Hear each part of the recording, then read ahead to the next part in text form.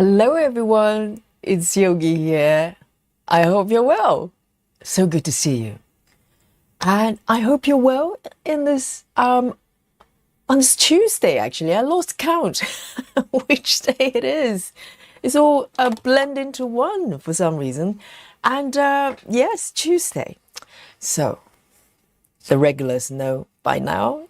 Tuesday is my unofficial GeckoRouge Day. And GeckoRouge, if you're not familiar with them, it's a company that produce made-to-order cross-stitching kits, and they're absolutely beautiful and quite a lot of exclusive patterns there, and very, very unique. And this is one of the pieces I'm going to be working on from GeckoRouge, and this piece is called Craft Cupboard. It sounds like, just crop cupboard as a description, but look at this markup. There. This is the artwork by Collin Thompson, and he's quite known, just like Amy Stewart, in the jigsaw puzzle world as well, as much as cross-stitching. And I'm not sure if Collin Thomas, as far as cross-stitching goes, is exclusive with GeckoRouge, because I have not seen his patterns anywhere else. So here we are. So just look at this markup here. If you were me, where would you start? That's a really good question, because wherever you turn, there's something happening. It's full of mysteries, full of puzzles. And I've been looking at this markup for close to 3 years now. I'm still seeing new things every single time. So yes, let me show you the progress here. And as I have mentioned, I had this pattern for 3.5 years now. If you haven't been following this channel, you might be wondering, why am I still here? The tiny little bit out of the entire piece. First of all, this is really large piece, okay? It's much bigger than supersize Heaven and Earth. If you think about a typical supersize Heaven and Earth pattern, this is a little bit bigger, okay? And so the reason I am at the bottom here today, by the way, I'm totally happy with the progress, is that this is the second attempt. This is restart of a piece which I had stitched about 2.5 years by the time I had to let it go and restart again. And if you want to know the full story, follow the playlist of GeckoRouge, and also there's a video under the video section. Okay, and basically telling you what happened. And I think by the end of that video, you would agree with me, I had to restart. So this is where I am. And let me show you a little bit of my actual progress in terms of numbers. So looking at the upper left here, I'm using the app called Saga. If you're not familiar with it, it's markup app, it's similar to Pattern Keeper, but a lot more extensive in terms of the features. So upper left here, it says 0.73, which is the percentage where I am today. And if you look at my chart there, you're probably not surprised. It's just under 1%, and it's a massive, epic piece. So I'm patient. And we can have a look at the number of stitches that has been completed, which is 6,600. I nearly said 1,000. That would be exaggeration there. 6,658. And yeah, nice and slowly. I'm very happy. And this chart contains 149 colors. If you look at the bottom number there on the left there. So 150, not a small number, but also not max colors like Heaven and Earth. Heaven and Earth, it's about 240. So yes, but by no means small.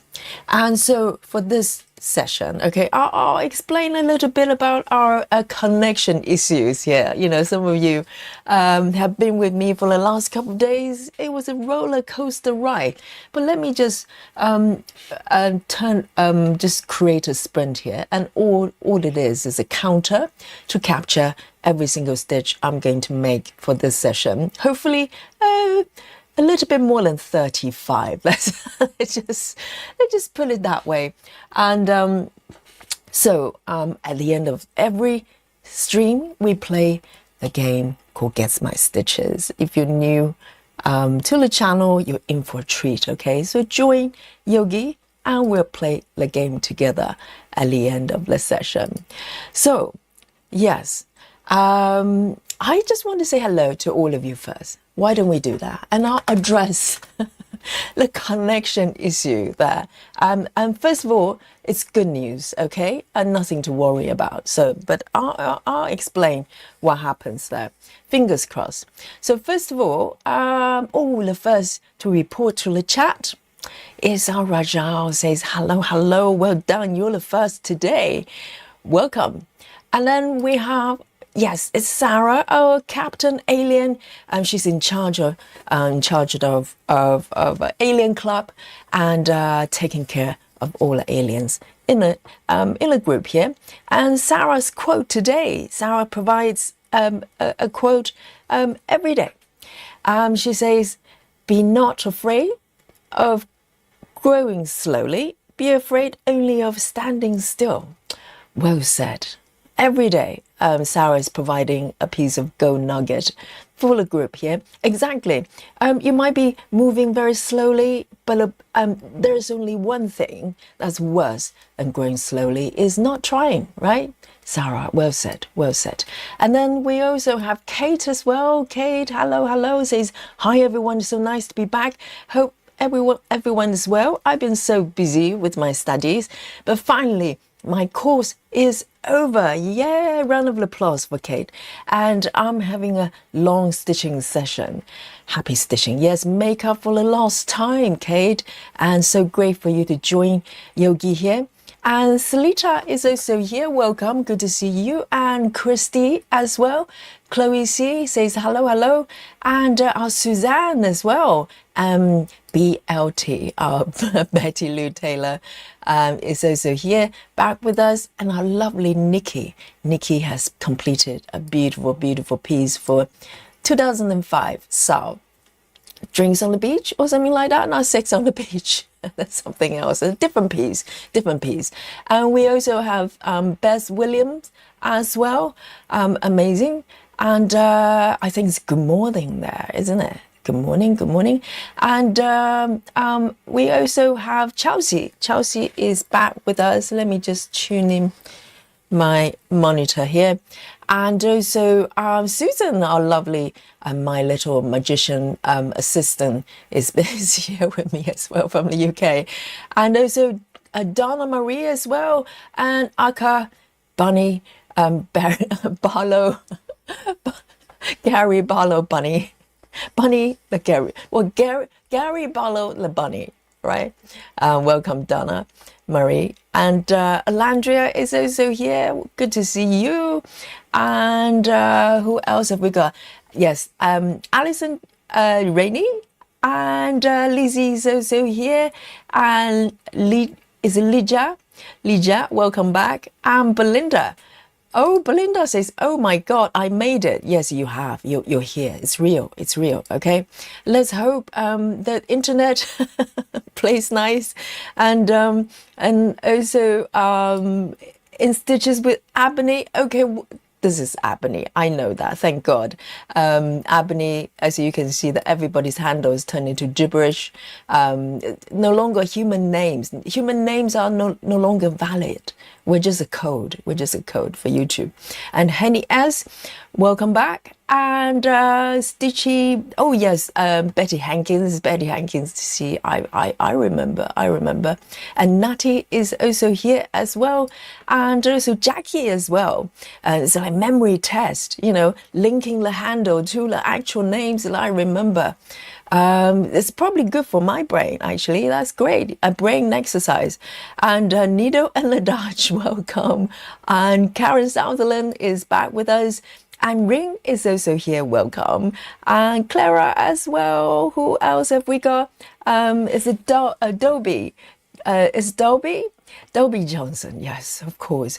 And Duxman is back. Yes, and Rachel as well, and Candice. Oh, guys, welcome back.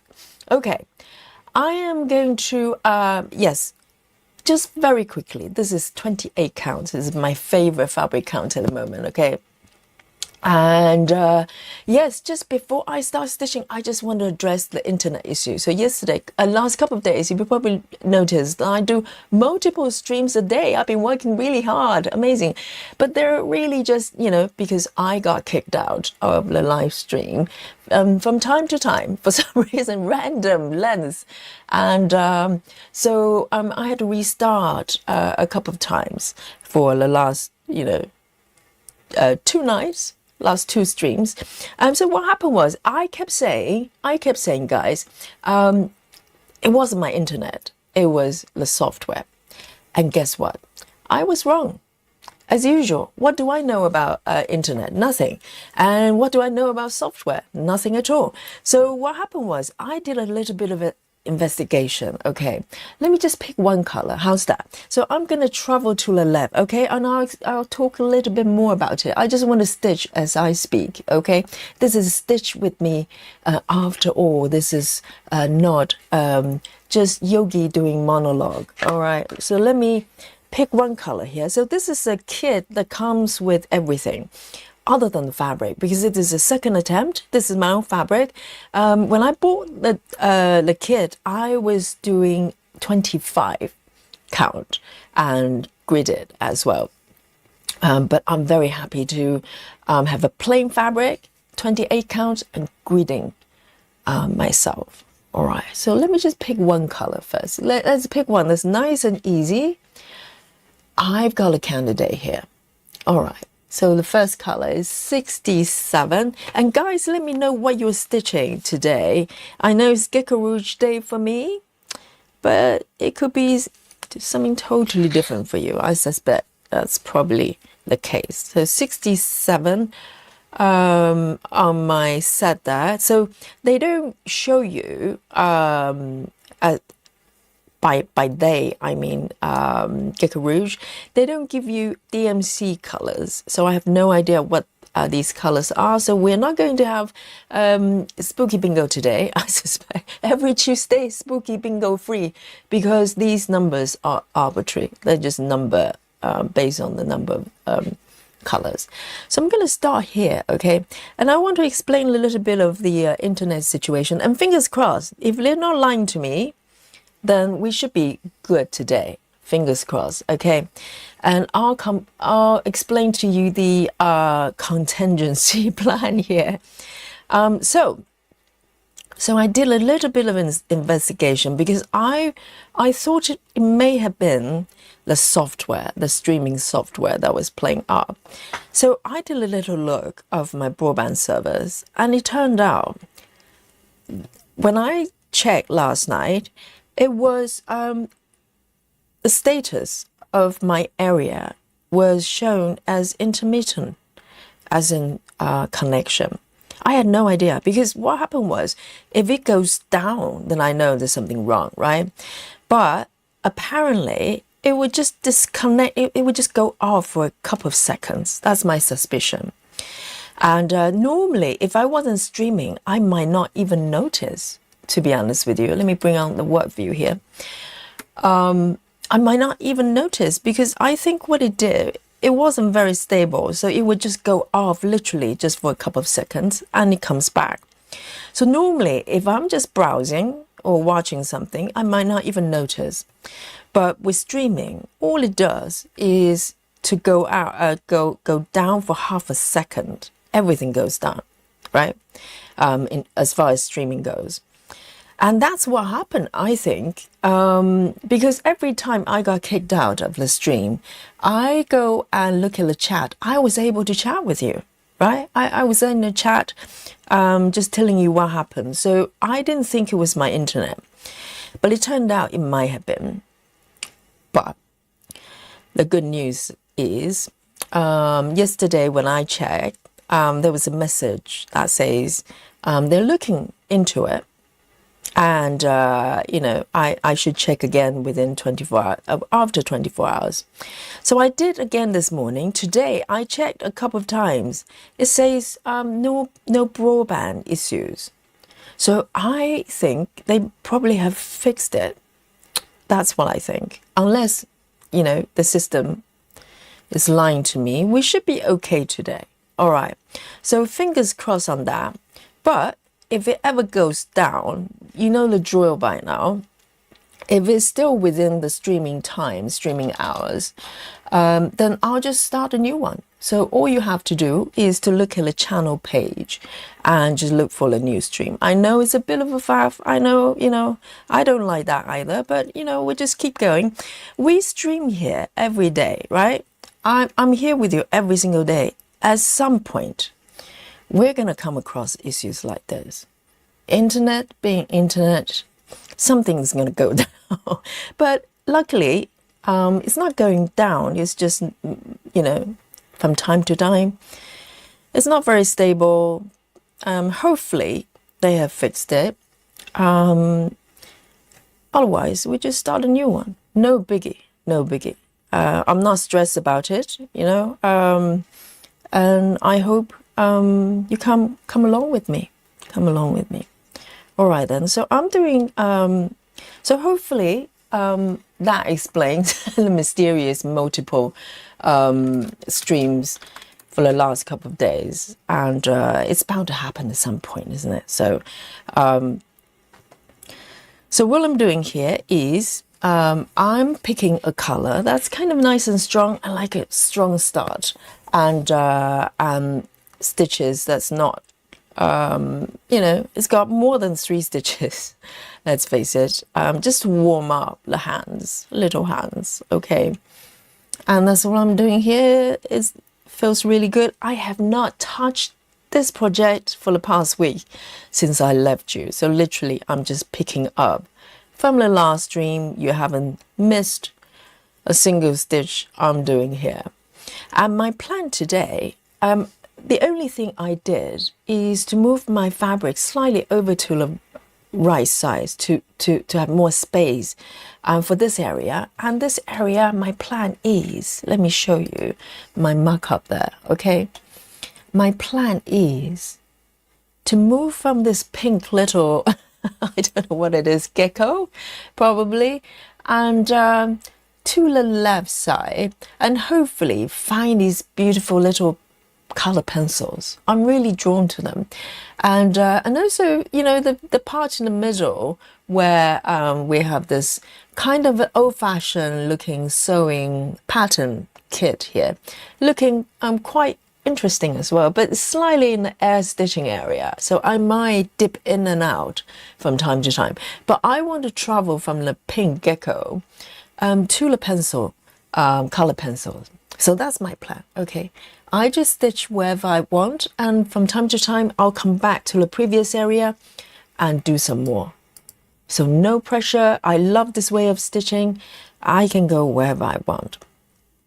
Okay, let's have a look at the chat there. All right.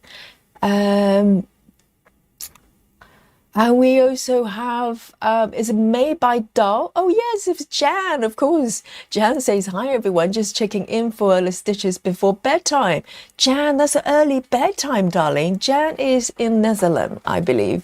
And yes, it's 1 hour ahead of me, but it's still, the night is still young, Jan. But good to see you. Very nice of you to say hello. And Michelle Fuller says, lurking while shopping for supplies for Thanksgiving dinner.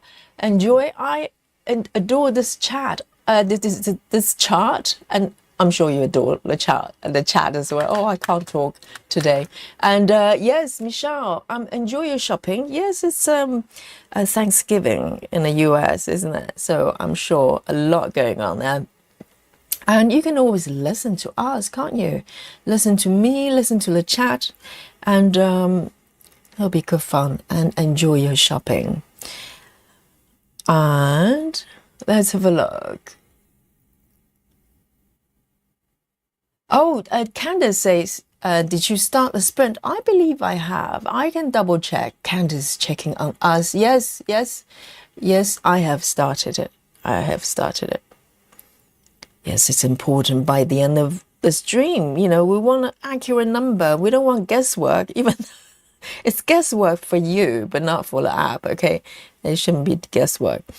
So thank you, Candice, for checking. And Susan says, Woodland Santa, again, drinking hot chocolate for Susan. And that piece is going really well, isn't it? And it's lovely. And Ring, hello, hello.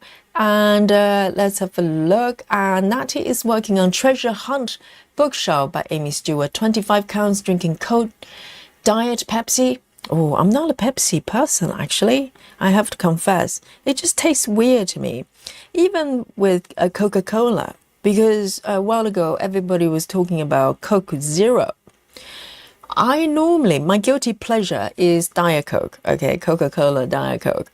And I try to keep the number down. But, you know, every other day I fancy one. I have one. And so someone mentioned Coke Zero. I tried it. It's not bad. It's not bad, but it's just different. I'm more of a Diet Coke kind of person. So I'm sticking with my Diet Coke. But I gave it a fair shake. You know, I tried a few times. I think I got a pack of 6. And, you know, and my conclusion is I still prefer Diet Coke. So Pepsi, I had it probably a few times in my, you know, in my life. I don't know. I'm sure I probably have more than that. 1, 2, 3, 4. But somehow it just tastes weird to me. Yes, Nikki says we'll find you. I know you know where to find me. You know where I live. Here. So yes, just look up the channel page, just refresh it. And if we ever go down, you know, you'll find me there. And Chloe sees working on Christmas House too with a cup of tea. Oh, I love that piece. And particularly now we found the granddad. Okay, granddad is upstairs in the toy room, not toy room, the bedroom, with a girl jumping on the bed. Didn't realize that was granddad. You know, the way it's charted, it could be anybody. It could be a handyman. Who knows? So, but someone actually found the original artwork illustration, and yes, granddad is upstairs. So the mystery of where's granddad has been solved, I think.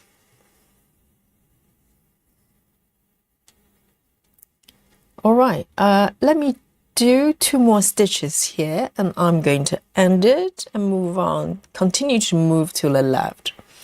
So, you know, it's my plan today to get to the color pencils. The other day with Traveling Library, I was looking for the bumblebee. Today, we're finding color pencils.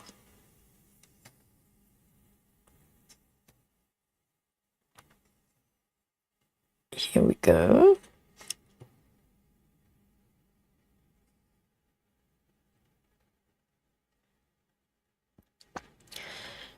And Janine, hello. Well done, Janine, for making it today. And Janine says, hi, Yogi and Stitchy friends. Hello, Janine.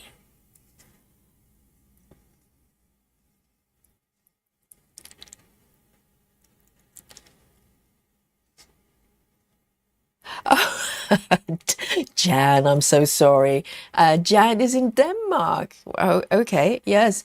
Jan says I have a early start tomorrow. Yes, sorry, Jan. You know, Denmark, Holland, Netherlands, the same place. No, I'm kidding, of course. Denmark is lovely. I love Denmark. Beautiful. 67, going back.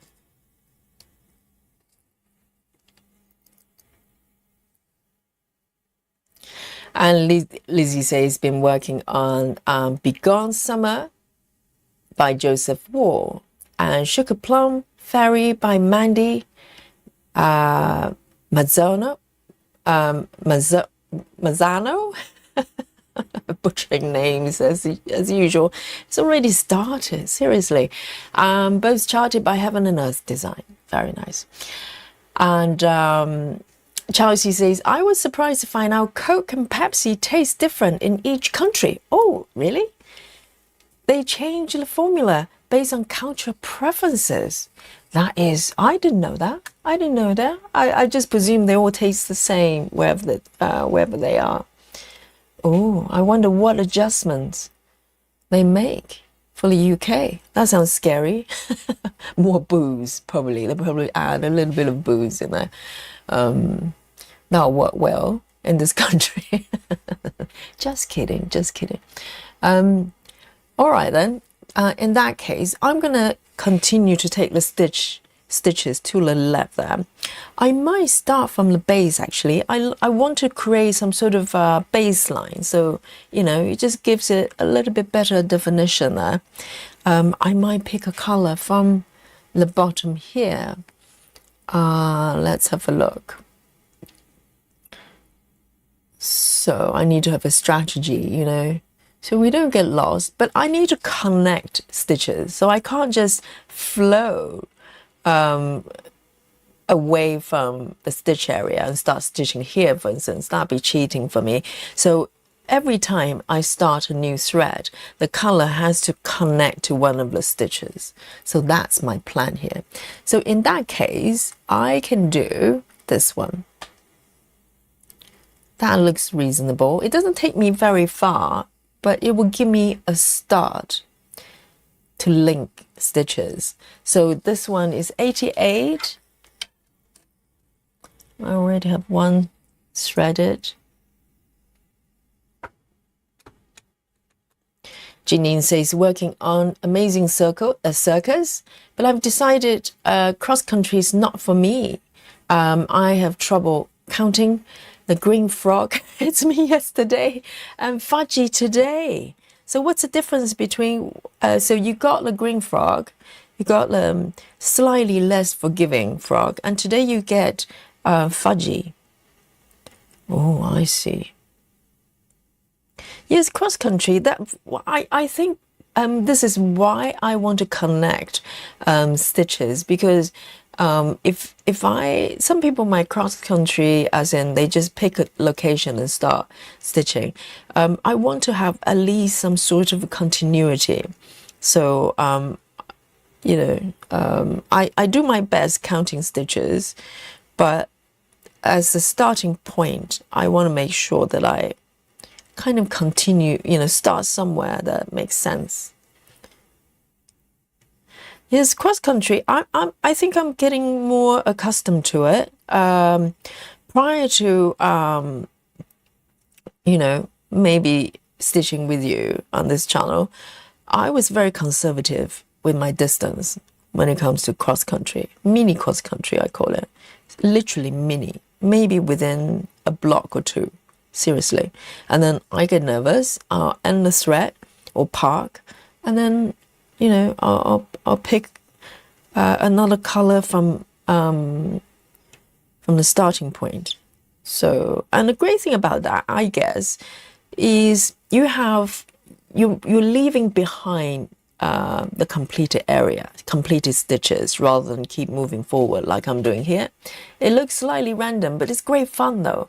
And I will only do it for certain pieces. I cannot do this maybe for any stitch count that's more than 20, 28, even 25, I probably wouldn't go this far.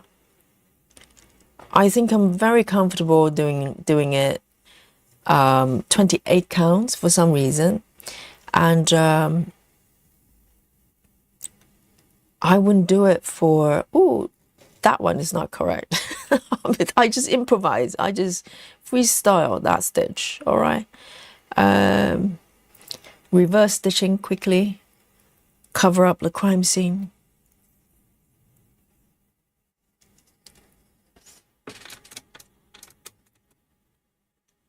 Grace Houston says, hi Yogi and everyone. Right now I'm working on stitching shawl for another 100-ish stitches. Now move on to winter nook book. Very nice.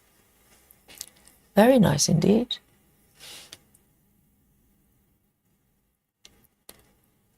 Let's have a look. If I miss you in the comments, I want to say hello to you. Just give me a little wave. Sometimes I, miss comments. That happens a lot. That one is done. No, that one is not done yet.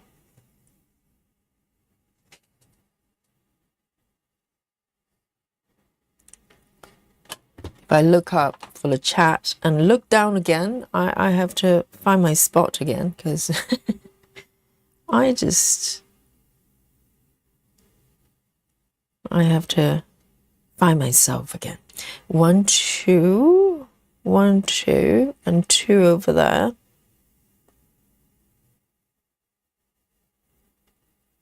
And then here.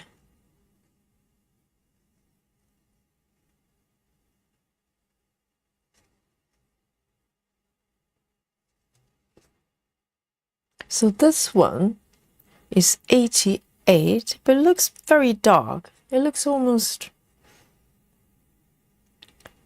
Oh, okay. I think... Yes, we have a slight issue there.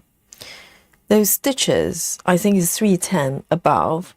They might be 1 stitch off. But it doesn't matter because they're so dark. It really doesn't matter which is which. I could just stitch over this one. Look away, guys, look away. Yogi has started cheating, okay? Fudging all the way. Jingle bell, jingle bell. Fudging all the way. Here we go. It's okay, it's Christmas spirit. Let me fudge, okay? The season of forgiveness. 1, 2, 3.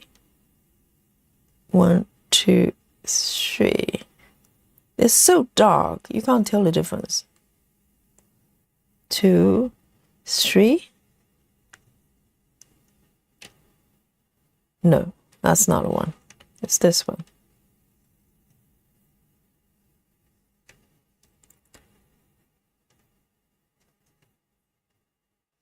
All right then. Let me end this quickly before I get caught fudging, okay?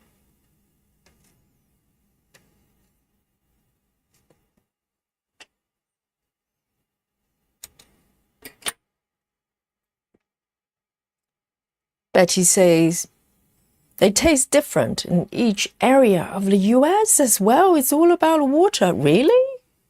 So they don't tweak the formula. It's just the water. My goodness. And Sarah says, still working on Monarch. I have Dr. Pepper Zero, but think coffee is coming soon. Oh, that sounds like a threat. Yes, go on then. Double caffeine. Yes, why not? Dr. Pepper. Dr. Pepper's got caffeine as well, I bet. Wow, Nikki says, yes, Mexico uses real sugar. Oh, but not with Diet Coke, though. Diet Coke is by default not real sugar, is it? Wow. The last time I had full fat Coke was so long ago. I remember my head was dizzy. I felt dizzy. I got sort of lightheaded because there's so much sugar, so concentrated.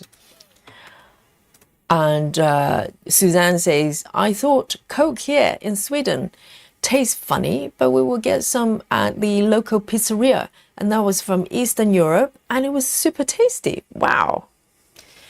Yes, but you know, Coke, Diet Coke, I find that's not coming from a can or a bottle. If they come in, you know, with ice already in it, kind of from the restaurant or stuff, it doesn't taste very nice. Maybe they dilute it. Oh, a natty. Yogi, can I have a well spin? 1 to 9. Oh, finally. There's a lost soul here, a lost stitcher, by the name of Natty. She's seeking for fairies' help. Guys, finally, the time has come. My fairy well is collecting dust, you know? And I was thinking maybe there's got to be some lost souls out there somewhere that needs help, guys. And I will be helping out Natty, all right? Guys, are you ready to be confronted by greatness and divinity of power? Here we go. Let me find my well. It's being put aside in a cupboard. Let me bring a well back to our lives. Guys, are you ready? If you've never seen this well before, brace yourself. Here we go. I built this one in my basement with the guidance of the divine power. The higher power guided me to build this. Dun, dun, dun. Oh, 1 to 8 is perfect. I've got a 1 to 9. Okay, then I will add one more for you, Natty. Hang on a second. I have the technology, okay? I have the technology here. Let me just do this one for you. So 9, let me double check. 1 to 9. I can add one more for you, all right? So here we go. We have 1 to 9 here.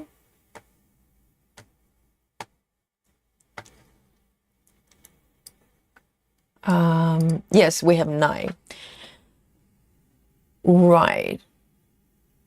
Let me just quickly have a look. So here we go, guys. Are you ready? Natty, if you're ready, give me a thumbs up. And I will spin the wheel for you, okay? Yes, I need to dust off all the dirt and grime because I just haven't used it for so long. Finally, there's a lost soul there.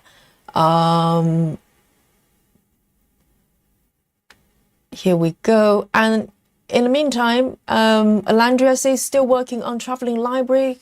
It's all I want to stitch right now and drink Volvic strawberry flavored water. Work in the morning, not my usual glass of wine. Yes, but you know, Volvic water is my favorite. I don't have flavored water. I love plain water, but Volvic is my favorite bottled water.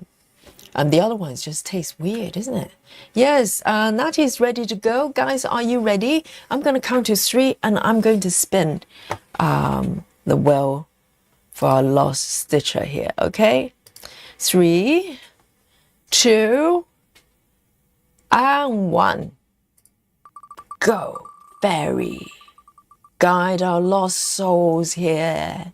All the lost souls in the chat. Come along. Here we go. Number 1 is the number for you. All right. There you go, Natty. I hope it has helped. All right, so any of you, if you ever need help from the fairy, okay, then come forward. Yogi will help you. There you go. That's and Natty let the chat know and me know which piece it is for you. All right. Essie says, I have an intolerance for sweetener, so I only drink sugary Coke. Yes, it's the kind of choices between two evils, isn't it? Yes, there are some issues. Some people may not tolerate it. Some people choose not to have sweetener. But then the alternative is real sugar. And really refined sugar as well. So it's a choice people make. And Janine says, Diet Coke all the way. Yes, me too, Janine. And Donna Marie says, Yogi, there are 2 stitches that look Oh no, they look marked but have not been stitched yet. Look next to the column 3 of the stitches. I know. Donna Marie, keep it quiet. I was just saying that there are a couple of stitches of the 310s I stitched in the wrong area. So yes, you're quite right. There is something slightly fishy going on there. Okay. Yes, I try to distract people from this area by bring the focus on the well of hope. Okay. Play along, Donna. Just look away. I know that there's something going on here, and I'll come back to address it. Yes. So number 1 for oh, nothing escapes the chat. It's a tough crowd here. Tough crowd. Well, give Yogi some pink frog, some fudgy. Okay, some fudgy love. Have compassion for Yogi here. Compassion. And Belinda says this well business is exciting. Exactly, Belinda. So why is it there sitting in a cupboard collecting dust? I ask you, Belinda. I totally agree. And Badu, he's in the office. Yes. Sneakily watching us and listening to us. Here we go. Let's find out. Let's see if Nati has replied with the web here. Not yet. Yes, I think Nati is probably just besides herself, just overwhelmed by the divinity of the this. Yes, thank you guys. Fudgy, come to rescue. Fudgy with compassion. I know, I'm aware. There's this slight situation going on here, okay? I get it. Yeah, I'll sneakily cover the crime scene as I stitch forward. It's all very dark stitches. Can you even tell the difference between this color to that color? I can't. It's like dark navy blue versus black. So, yes, it's a beautiful little mess here, okay? Here we go.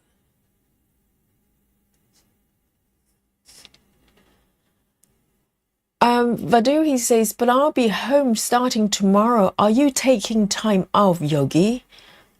Guys, shall I be taking time off?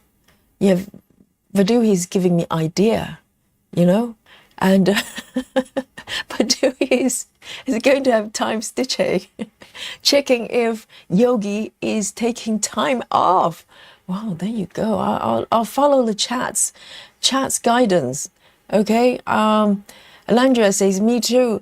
Sweetness giving me issues, some more than others, but I avoid. Yes, I think if you have issues with sweetness, then don't have it. It's not worth it. I mean, refined sugar is not great either, but is picking and choosing between Belinda. Yes, thank you. Yes, exactly, Belinda. That's how you do it. That's how you do it. Work with me, guys. Oh, did you, Natty? What was it? I didn't see it. 6 says 48 marathon. That's a little bit extreme, 6. How about just regular streams? Oh, you guys working me hard here.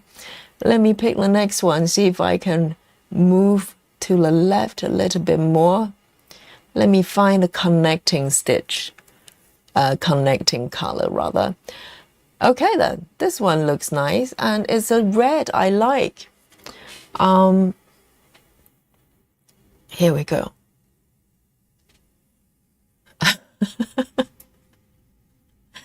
Karen Sutherland says, Sally, I have to leave for work. On a positive note, I will end the workday blowing bubbles with a cup of delight for children. Oh, that sounds lovely.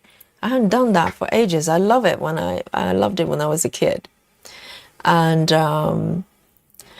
Alandria says, I'm so glad that I don't have to work during Yogi's stream. My work's very good at blocking all the popular websites.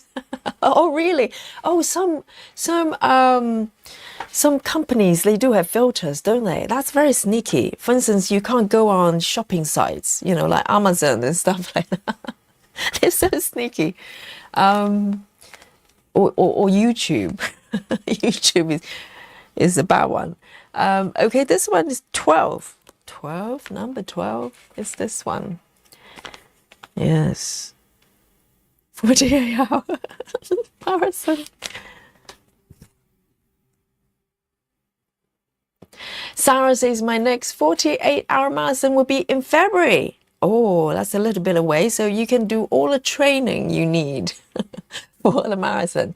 So that's from Sarah. You can join in Sarah's 48 marathon in February. So from now, you know, start the training, all right? The squats, the yogi moves, whatever you need to support your endeavor.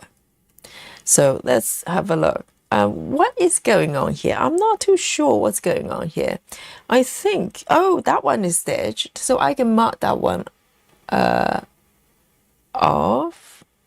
That looks, yeah, all right. I'm starting to fix it now. Before you know it, you will not even notice a thing. I promise.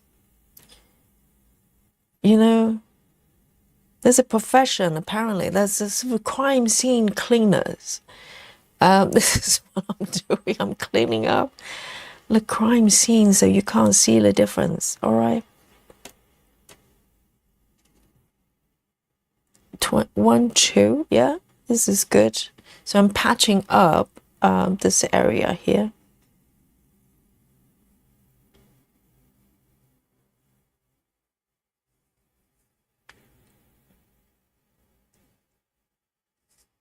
Six yogi marathons are relaxing, mindful. Yes, we've done a couple of 10-hour marathons, and surprisingly, they went really quickly. Because in my mind, I'm thinking marathon is going to just, you know, maybe get to the point that you felt you reach the limit. But it was very relaxing. You're quite right. We stitch, we have coffee break, we have yoga break, we have loo break, nap break. Well, not me napping, but I'm sure some of you were probably napping during during the marathon. But then you get up and you continue to stitch. That's how we do it. Yes, not bad at all. We're athletes. We're athletes. And we haven't been kicked out yet. We haven't got kicked out yet, so all is good.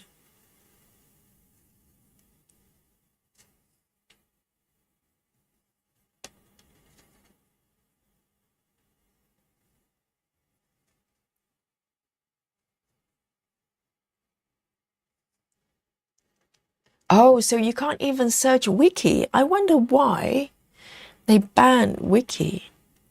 Yes, they just don't want you to have any fun during work. Because, you know, once you start browsing YouTube, it's over.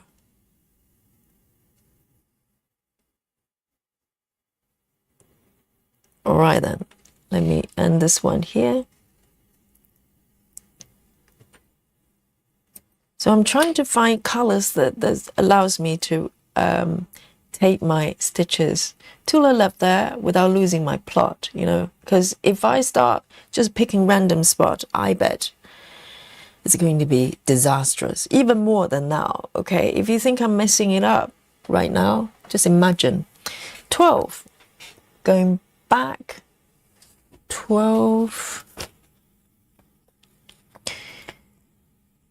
and I might be getting more needles, okay, Susan? 28 count. Today isn't too bad. At least I've got some spares there, but I think instead of just struggling with the needles, I'll just get more. I'll just get more. All right then.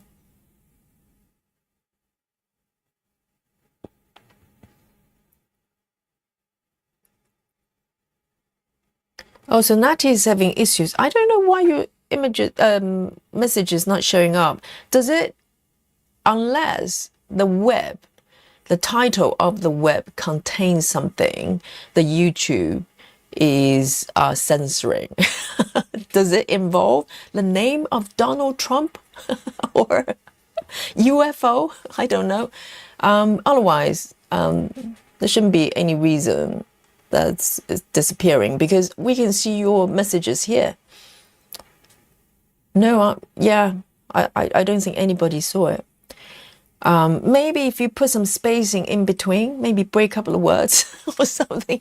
I'm too scared to find out what it is. Why is it being censored?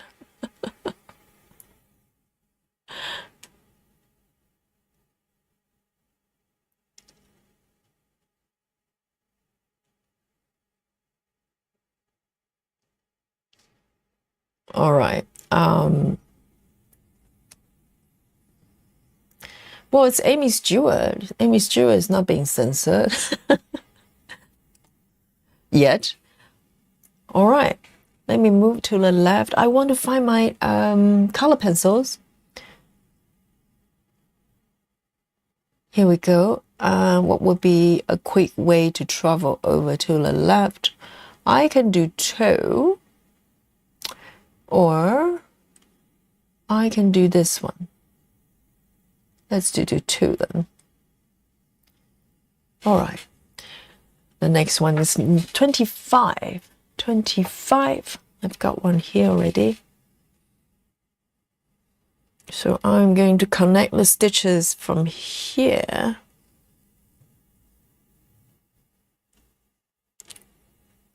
Three.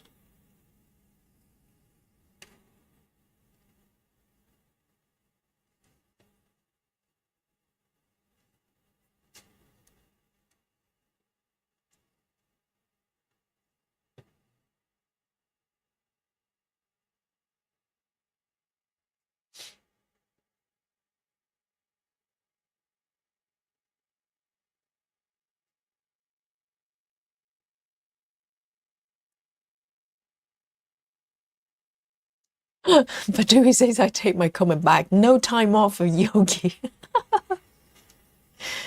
Yes, but Dewey says, yeah, Yogi, maybe you should take a break.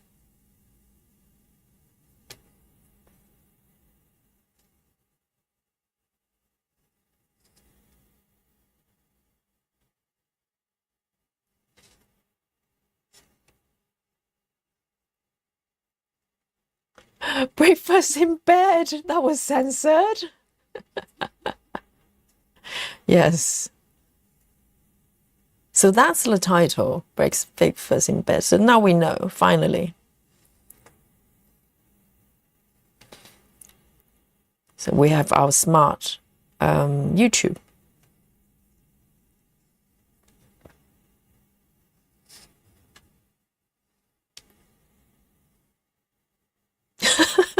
Andreas, maybe YouTube thinks it's profanity in it. It's censored. I know. That's so weird. I never heard of that.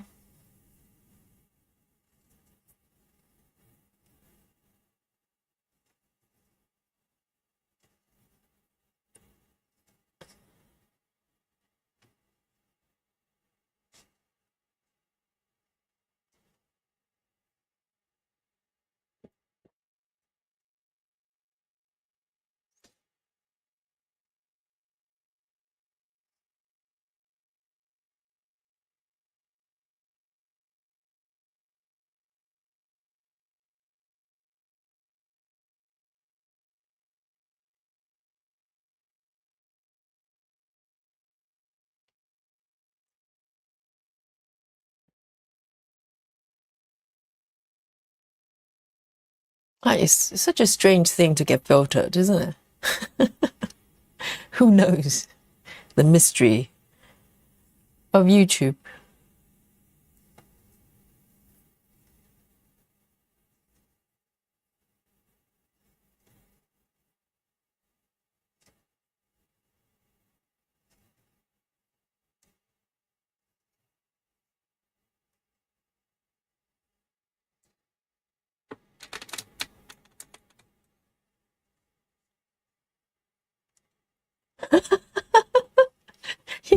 this emoji. Yes, be creative. You know.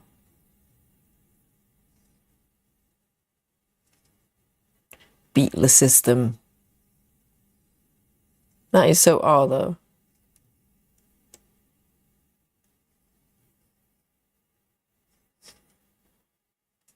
All right, I'm going to continue to move to the left here. 2. 1, 2, 3, 4. 1, 2, 3, 4. 2 stitches there.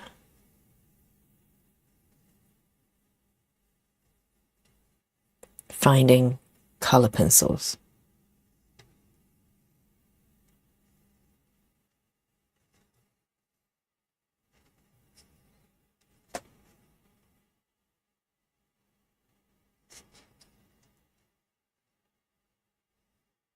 And this is 25.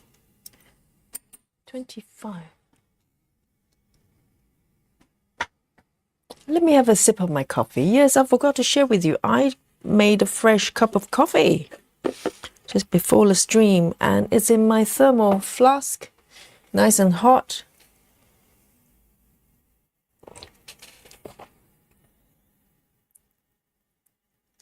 Wendy says, good morning, Yogi and everyone. Better late than never. Absolutely. Even though I still need your need you to submit the full report on why you're running late. You know, be here on time for class. Here we go. Welcome, Wendy. And Joyce is also here as well. Hello, hello. Good to see you.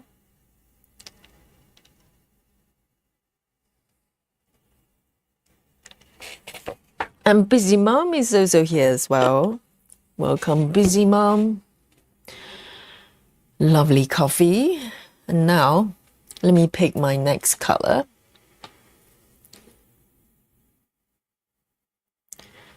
All right then, I'm going to go for this one. That should take me to the left here. I'm not that far away from, oh, this one can take me all the way to pencil legally without breaking my own rules. So I want to flow with stitches all the way to my color pencils there without jumping. Beautiful. So this is 45, 45, 45. That has no meaning to anybody, but I'll show you the color. 45 is this little brown here. So I bet there are aliens in the chat can probably go 3729 or something. I know you can. Come forward and tell me what number it is, DMC number it is.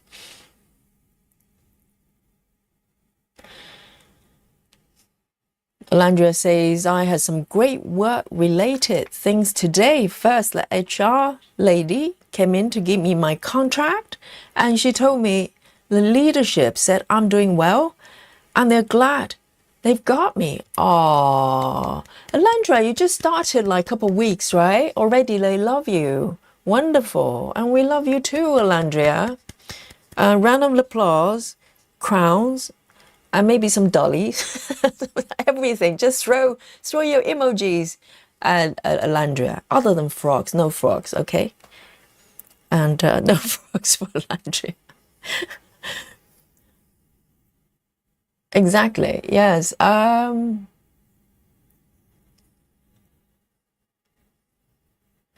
Alandria says, then I found out that my work does a loyalty bonus of 50 for each full year of work, up to maximum of 220 paid into wages right before Christmas. How cool is that? That is very nice.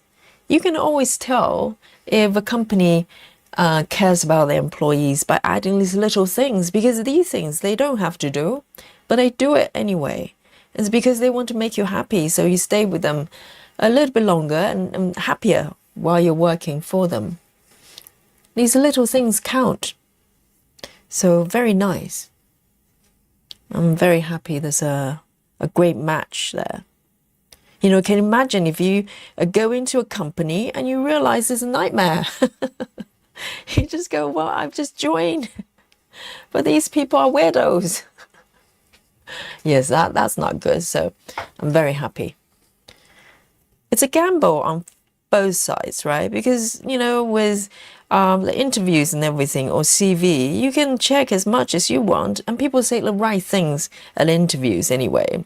Because, you know, in terms of workability, you can probably look at the portfolio, you can look at the CV, but personality, you can't.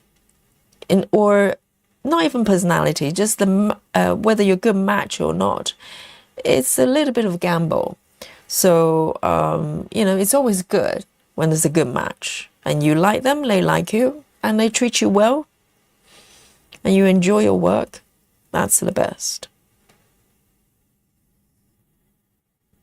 So very nice, Alandria.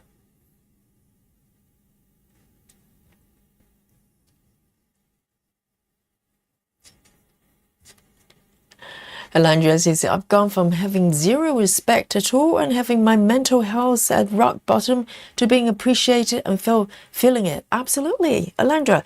It doesn't matter where we are, you know, whether you're retired or not, or maybe some people have been, you know, stay-home mom, pretty much all their lives, never have a career. All we want is to feel validated and feel that we're giving something to the world that counts. Right, that's all we want, and we don't always have to do through work, but it's a good way to get that sense of, you know, validation. Because and by the way, I'm stitching in a totally wrong spot, and yeah, it's a totally human thing that we want to be seen, we want to be acknowledged, and we want to feel that we matter, right? And you matter, you know it, Alandria. And so that's amazing.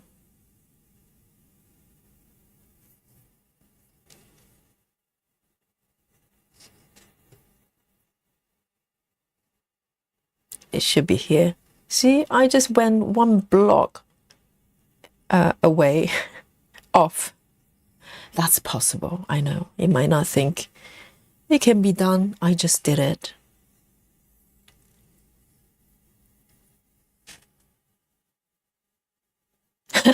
Free staff breakfast as well. I know these little things. And, you know, I used to work as a contractor, so I move around a lot of companies. And every company, you can pretty much tell whether they genuinely care about their employees or not, just by little things. Little things. And also whether they're willing to pay you proper money as well. Because they can say, you know, they care about you all they want. If they don't do it in action, they're lying.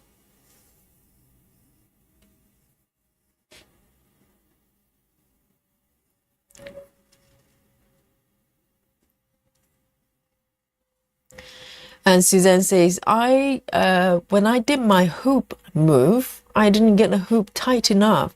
And the last towel was just making me frustrated. I want to get on and fix it. Yes, tension is everything. I think fabric tension.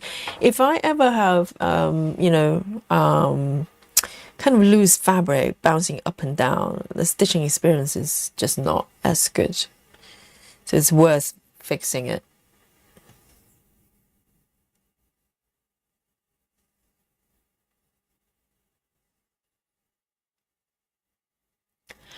Laura is back with us. Is our regular Laura. Okay, we're multiple Laura. And Laura says hello, or lurking again. If you hit the button on the top right of the chat and hit all messages, you can see it. Sometimes it's only top messages and will filter spam. But that's a weird thing. If you never touched it, it should be by default showing everything, right? It shouldn't. I mean, who wants to filter messages? Who does that, I wonder? No one. I think there's something really weird going on here. What are these two stitches? Let me check. These two shouldn't be there. What are, oh, no, no, no, they are there. I just didn't mark them. It's my fault. It's my fault. Okay. They are okay. They are there. Ooh. Yes. It's fine. It's fine.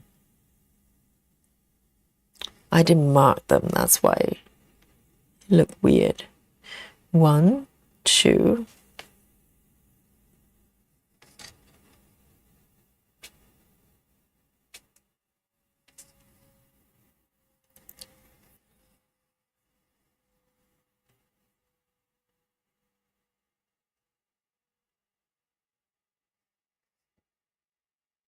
Here we go.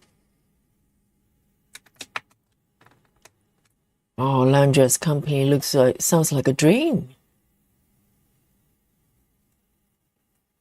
And also, when you walk into a new company, just by talking to people there, how long have they been in with the company? If you find majority of people have been there for a long time, that's probably a good sign.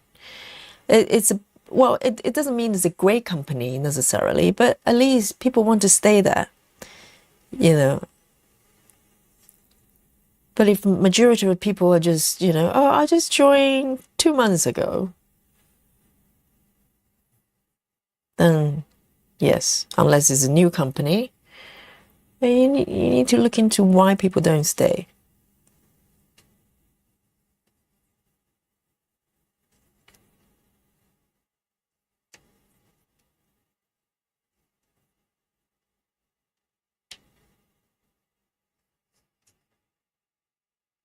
A little gecko there. I'll come back and work on it. The pink blob. Mysterious pink blob. But today it's all about color pencils.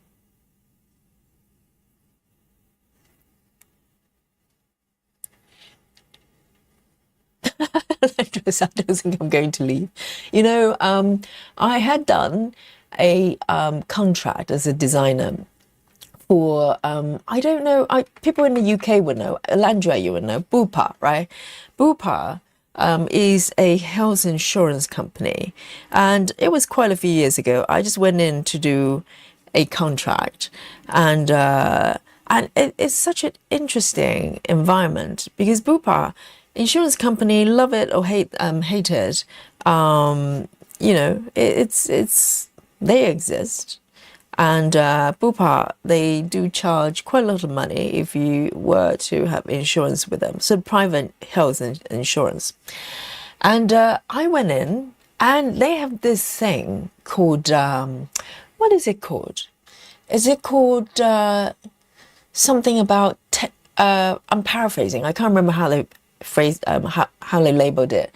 It's basically, is it 10-year club or is it 15-year club? Something like that, or 20 years. I can't remember. Basically, there's a whole group of them have been with the company for so long. They form a club. It's almost like the Survivors Club.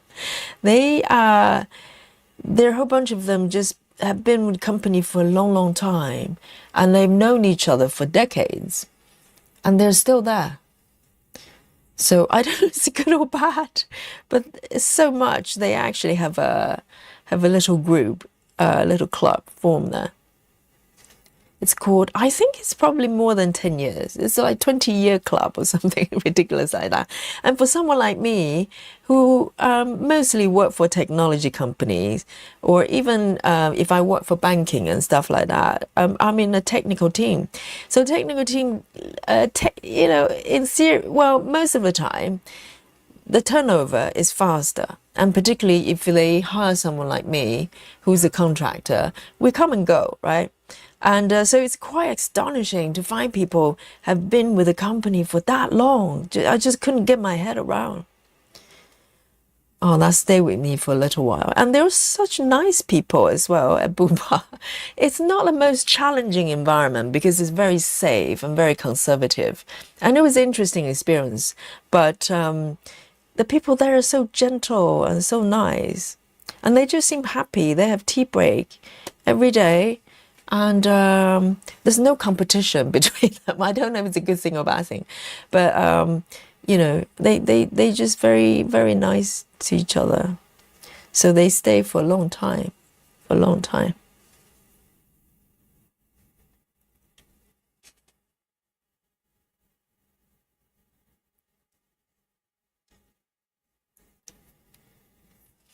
Chelsea Summer says, I can't wait to get out of work so I can go home and stitch. Chelsea, we're with you. We'll keep you company until then. We have a work club here as well. And people watching or listening to us at work, if the company doesn't filter out YouTube altogether. Yes. All right. I'm going to move to the next block. I'm going to be very mindful here because I'm traveling slightly far away from my base area there in order to get to the color pencil. So I need to be very careful about my counting here. Otherwise, it would be disastrous.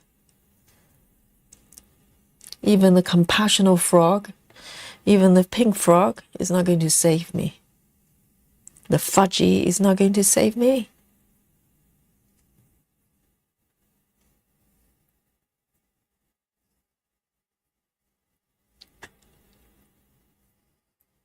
Sarah says it's cutting in and out. So guys, can you all hear me? And let me know if there's any glitches or anything.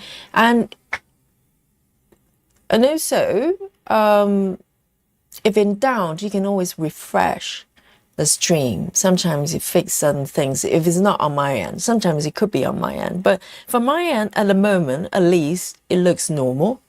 Okay? So you can always refresh it.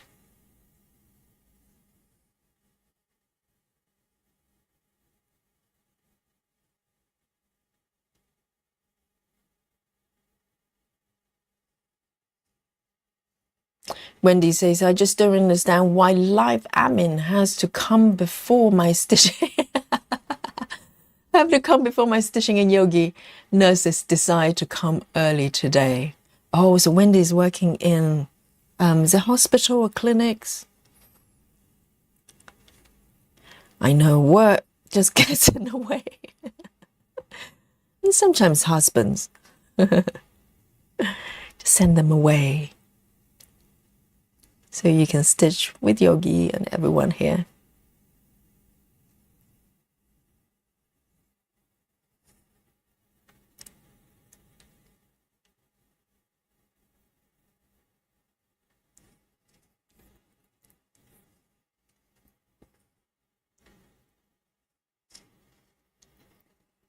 One, two, two more.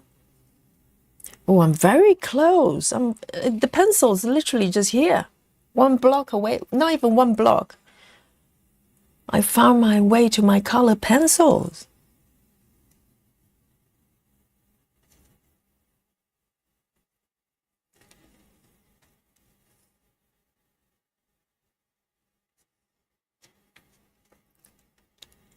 One, two, three, one, two, three.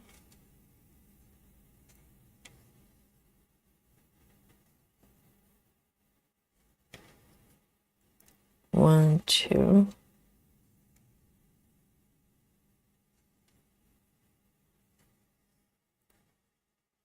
I'm practically there.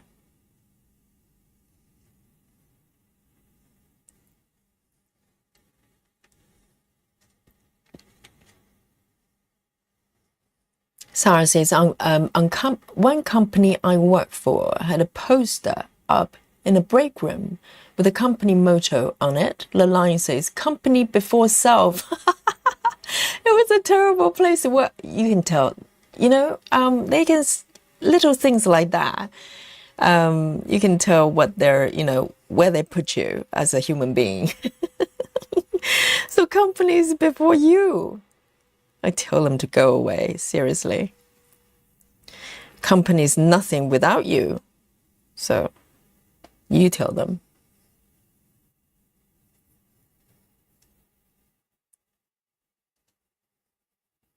Here we go.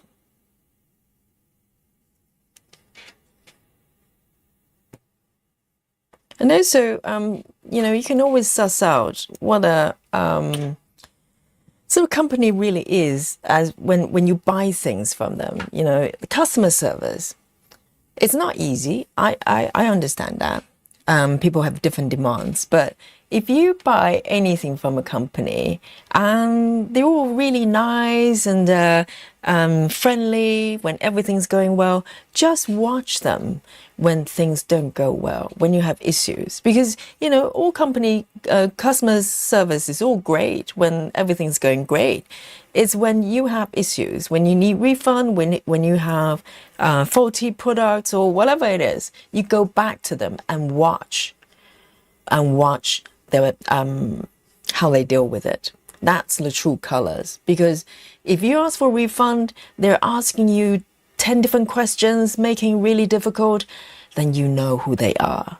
And or you have companies just go, well, we trust you as a customer. We value you as a customer. We're going to not just give you refund, we're going to add something else for you for the trouble. And that's a different kind of company. And also how responsive they are. Because, you know, as I said, it's just like, you know, a lot of companies just, you know, they can say whatever they want. You know, we love you as a customer, this, that, and the other to get you to buy things or services from them. And when it comes to issues, they turn their backs on you. So, and remember those episodes. Just, you know, do not trust them again.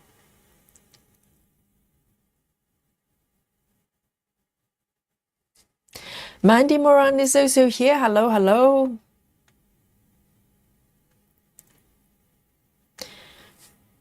Clara says, no problems with my stream. Yes. So if it's not on my end, just refresh on your end. Guys, I'm at the color pencil zone.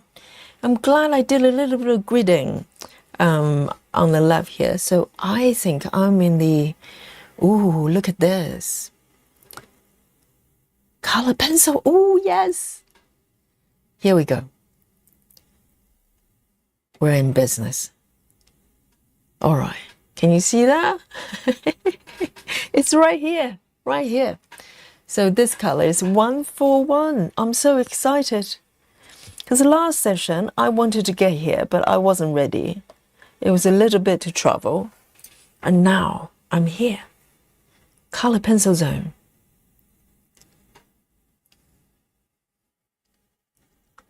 Hello, Rose. Yes. Rose has alert and come forward to say, no, I don't have any glitches so far. That makes me feel a little bit better. Rose says, I've been at my job for 26 years and I love my job. But like anyone else, I am burnt out and just need an extended vacation. Yes. Sometimes taking some break is really good. I know it's harder to do when you have kind of a full-time position. And that's partially why I chose to be a contractor, because I have more control over what I do, even though some contracts could be going on. My longest contract had been extended. Probably I ended up staying with the company for 2.5 years. But that's renegotiation every 6 months. And I like to have that freedom to have an opportunity to walk away every 6 months. So I do not sign contracts that's more than, 6 months. I'm happy with 3 months. And then if everything works out well, I get extended or I agree to extension. Otherwise, I walk. So, but with full-time positions, I understand it's much, much more difficult. But sometimes you just need a break. Longer break, not just a weekend, Yes, my first color pencil. Nine, Landria. Have a lovely break, lovely sleep.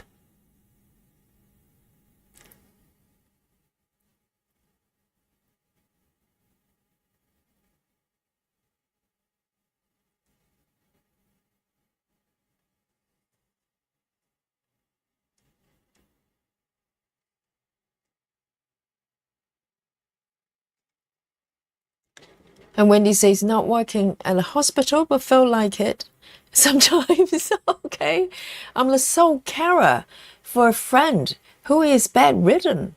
I love looking after him, and his nurse come in to do his wound dressings. Oh, how nice of you. It's got to be a special friend. Yes, I thought you were working at the hospital. But yes, being caretaker, Wendy, we kind of, talked a little bit about this earlier on. I mean, maybe it's a short-term thing, then that's probably not so much an issue. But if you're looking after someone else, you need to look after yourself first, making sure you're, happy and feeling balanced and healthy. So that's the first thing. Because taking care of people it takes a lot out of a person.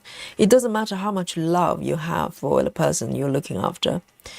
We all have limited capacity to do things, and we need that, not just physical energy, but the inner energy as a human being to feel we're not overwhelmed and we have breathing space. So make sure you look after yourself.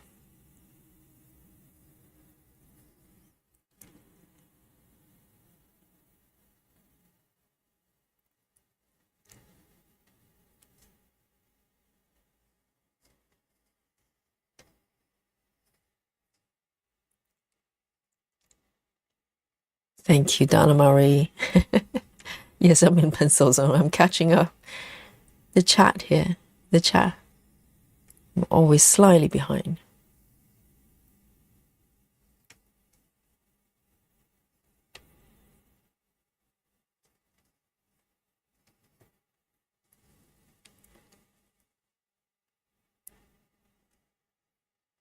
Sarah says, I love these pencils. I know. They're so exciting, isn't it? Just the colors. I can just keep going up because with the pencils, literally, they're all solid colors, just going vertical. So it's very relaxing to stitch. I can just stitch until I run out of thread and switch to a different color.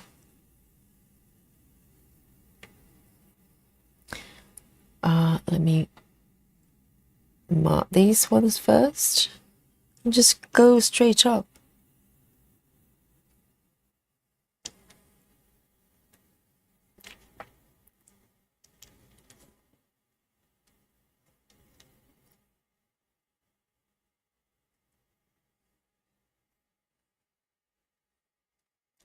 Joy says, I worked for an insurance company for over 47 years. Last few years at the IT department, I retired last spring. Yes, oh wow, 47 years. So you're in the just 3 years short of half a century club. Joyce, you should have stayed for another 3. Yes, I'm pretty sure the Bupa club was probably 20, because 10 years doesn't sound that long. It's a long time, but it's not as long as 20. I'm pretty sure it's 20 club or something like that. Yes. Wow. It's got to be a good company for you to want to stay there for so long.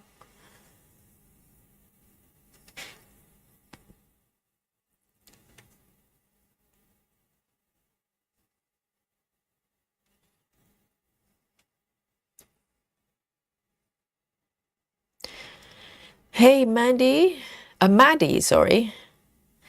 Maddie has joined us as well. Welcome. I think the way I stitch probably reflect me as a person. I need changes a lot.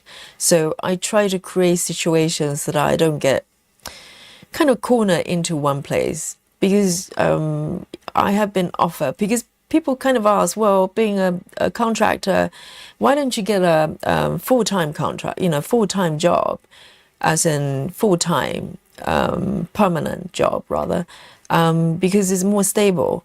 And I always say to people, I'm not looking for stability. That's not what drives me. I need to put myself in a situation that I do not get cornered and you know, feel like I have to stay in one place. I mean, I suppose with permanent positions, you could just quit, right? But it's a lot more of a hassle to quit from a full-time job. It's like a big deal. Whereas if you're a contractor, you can just allow the contract to run to the end and just go, well, you know, I've got other plans, and just move on somewhere else. No big deal. And you can always come back to work for the same company later on if they have new contracts. So you don't burn the bridges. You just go, well, you know, at this point, I'm going to do something else. And so it kind of worked quite well for me. 63. And the way I stitch is the same. I just like the fact that I have choices. I don't want to feel like I have to do anything, because I just run away. 63.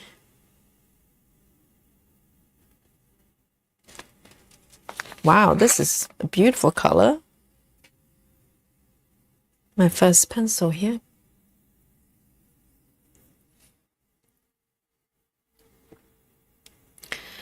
Wendy asks, Yogi, what count the fabric are you working on? This one is 28. 28. My favorite fabric count here. And it's from DMC.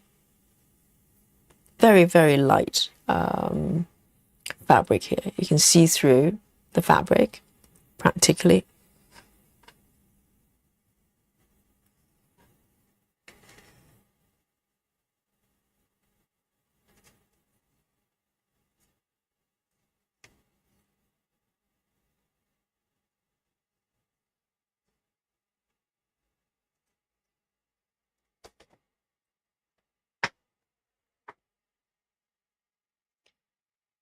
Betty says, my mother gave the best years of her working life to a company to only have the company make her train the people from another country that the company was moving to. Oh, just to get her severance pay. So the company was moving to another country, and your mum, having worked for a company for a long time, she got to train. Let me reread this. The company make her train the people from another country the company was moving to. Yes, ultimately, I mean, I think when we're working for a company, it's important. It doesn't matter how well they treat you, which is nice, and how, you know, how they take care of you. Ultimately, it's a transaction, though, you know, that we cannot forget, is that you provide a service they want to pay money for. It's a transaction. So at the end of the day, if the company felt that transaction is no longer valuable for them, yeah, in a way, they have all the right to take that away, because the company has to, it's a commercial entity, right? This is not a, I don't know, this is not a friend group. This is, ultimately, it's a business. It's business. So if the situation changes, yeah, I suppose that's what they would do. They would do something that's, do things that's most profitable for the company. And sometimes, unfortunately, you know, there's human cost there. Redundancy, for instance, is one. Any kind of restructuring, you know. Some people lose their jobs. That happens. But, yeah.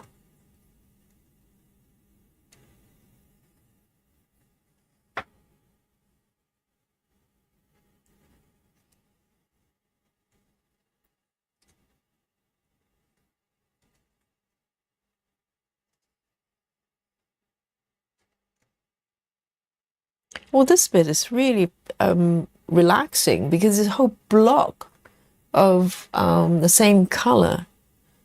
Just a long strip there. I like it. I mean, a little bit of it. If it's too much of it, I'll probably get bored. But I can always switch color.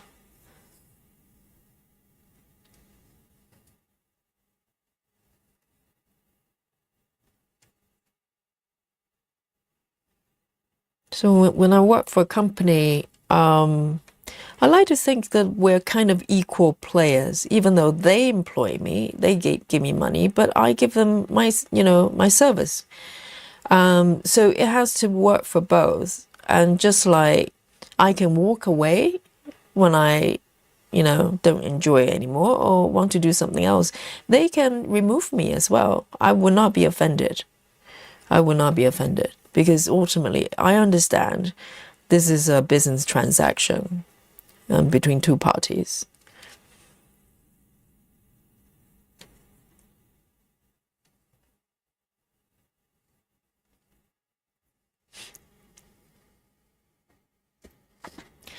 Joy says, I worked in different teams and on many projects, lots of changes, opportunities, and never boring. If not for some medical setback, I would have stayed for a few more years. Yes, you would have stayed for 50 years. But that's such a nice testament of the company, because they give you enough opportunities to move around and do things that, as you evolve as a person, then you can do different things. That's very nice. Not all companies are like that. Some companies treat you like, you're just a machine part of it.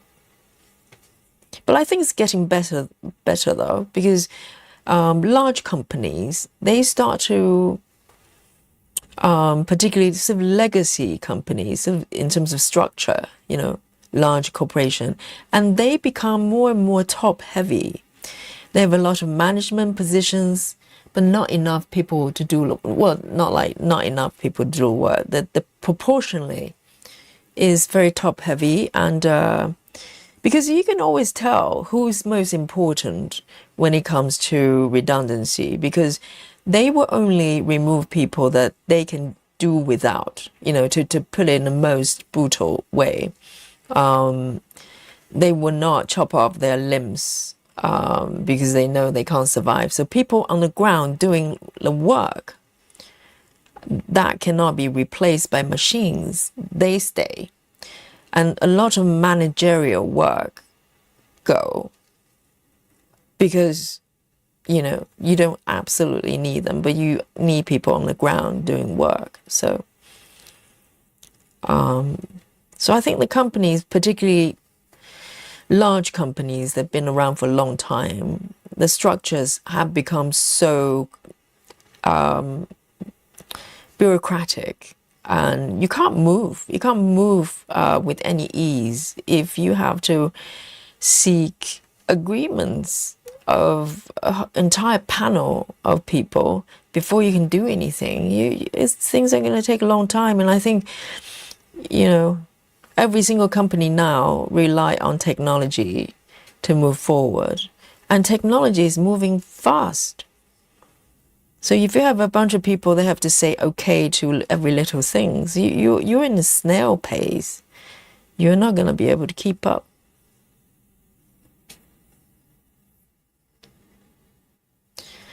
Suzanne says, I could use some block stitching right now. Very comforting. Yes, it's a balance in between, isn't it? Because if I keep stitching this for another 20, I'll probably go, I'm going to have a break, or at least switch colors. And if I look at the color pencils, they're pretty much like this, solid colors going up. And I might do a little bit of this and then come back to do more confetti area or more color changes. And it's just the way it is.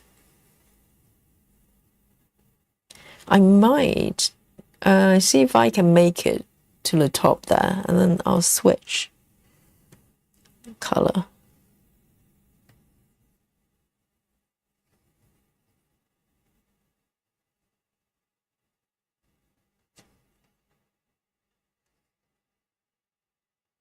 I remember working for a company. It wasn't a big company, actually. It was on a small side. Probably we're talking about 30, 40 people company.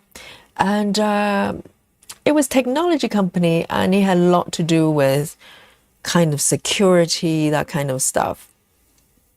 So I went in again as a designer there, and so the area that I had access to is pretty sort of non-sensitive. You know, I was designing the applications and stuff like that.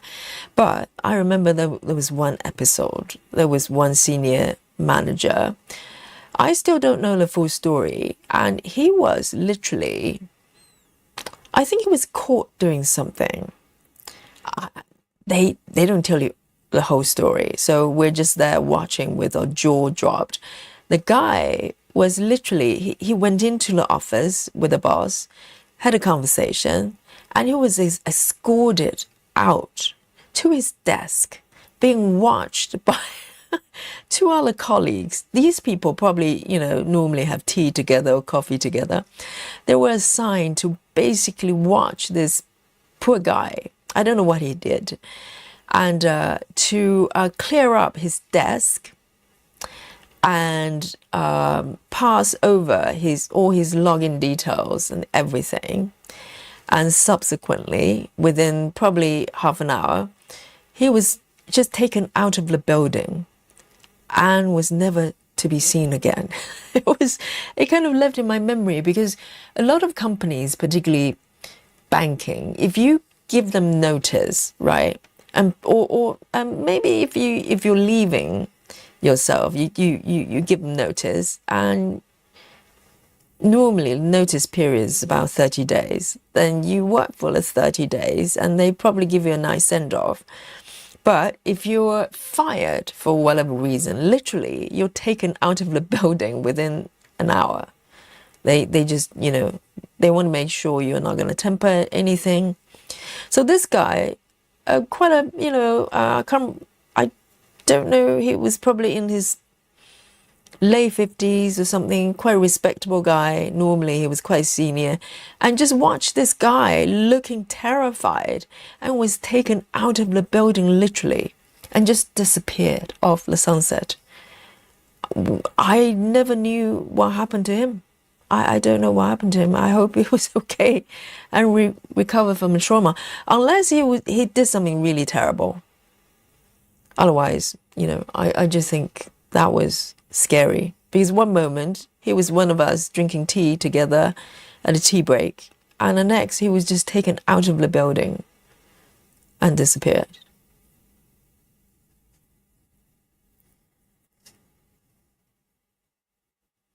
But it's probably not that unusual for a technology company, because if you have a disgruntled person knowing that they're leaving and they're not happy with whatever you do to them, or, you know, maybe redundancy, they could do some damage to your database, to whatever, delete things, who knows, or, you know, send things to other companies. All sorts of things could happen. But it's just such an unforgiving, brutal process that it kind of, you know, kind of left an imprint in my mind even now.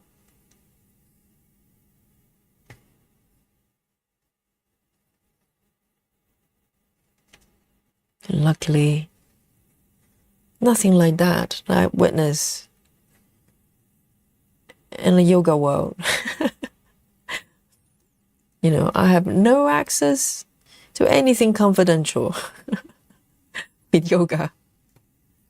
And also it's quite free, because once you get hired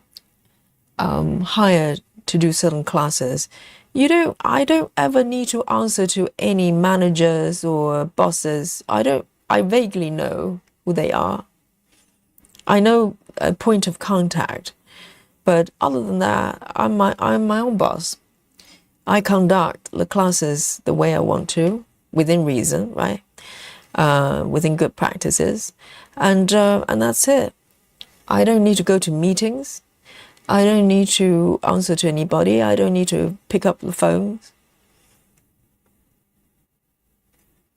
So there's a lot of freedom in what I'm doing. Grace Huston says they moved him into the basement and he's still there. Yes, I should have checked the basement. Maybe there with the dungeon down there. He's still there, working away. I know, it was quite weird because this guy was kind of respectable looking senior guy and probably have kids, you know, and family. They love him. And just watch this guy with no explanation to the rest of us. I hope that they're justified to what they're doing. Maybe he did something dodgy, but just taken away and no one was talking about him. We were just too afraid to bring it up. Disappeared.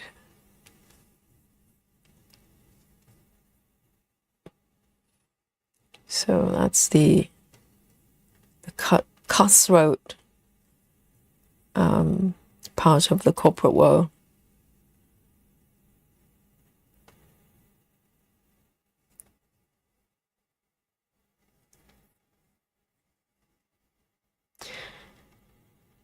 Ebony says, if you get fired where I work, we have to leave immediately. Yes, Ebony, you're working somewhere. Ebony works at, I think, casino, right? Where a lot of cash, a lot of money is involved. And also probably a lot of customers around. If this person, all they have to do is come out here and say something to the customers or shout or behave in any way, that is going to affect your business. Yes, I can imagine. And also money is involved, right? You probably, you know, have access to cash and stuff. You don't want them to do anything. Yes.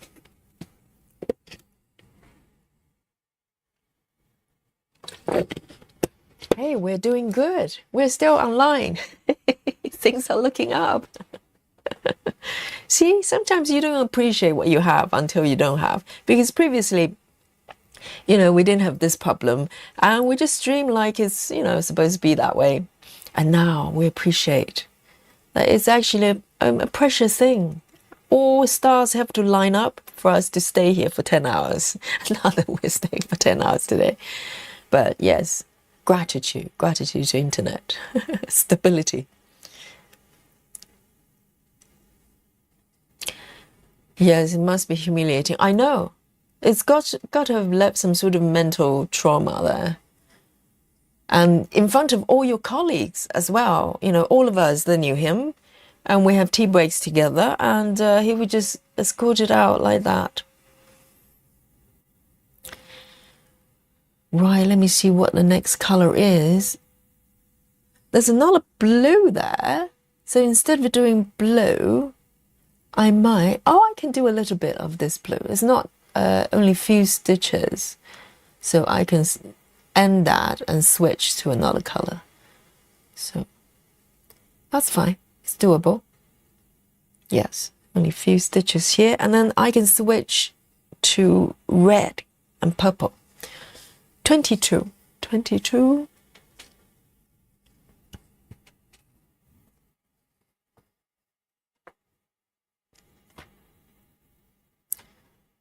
Janine says, I'm back. Had to drive home, 40-minute drive. Now for some coffee and stitching. Oh, you know what? Why don't we have a little chocolate break? It's not too early for chocolate break, okay? And I want chocolate break, guys, because today, here, let me show you. Dun, dun, dun. The giant chocolate buttons are back in my life.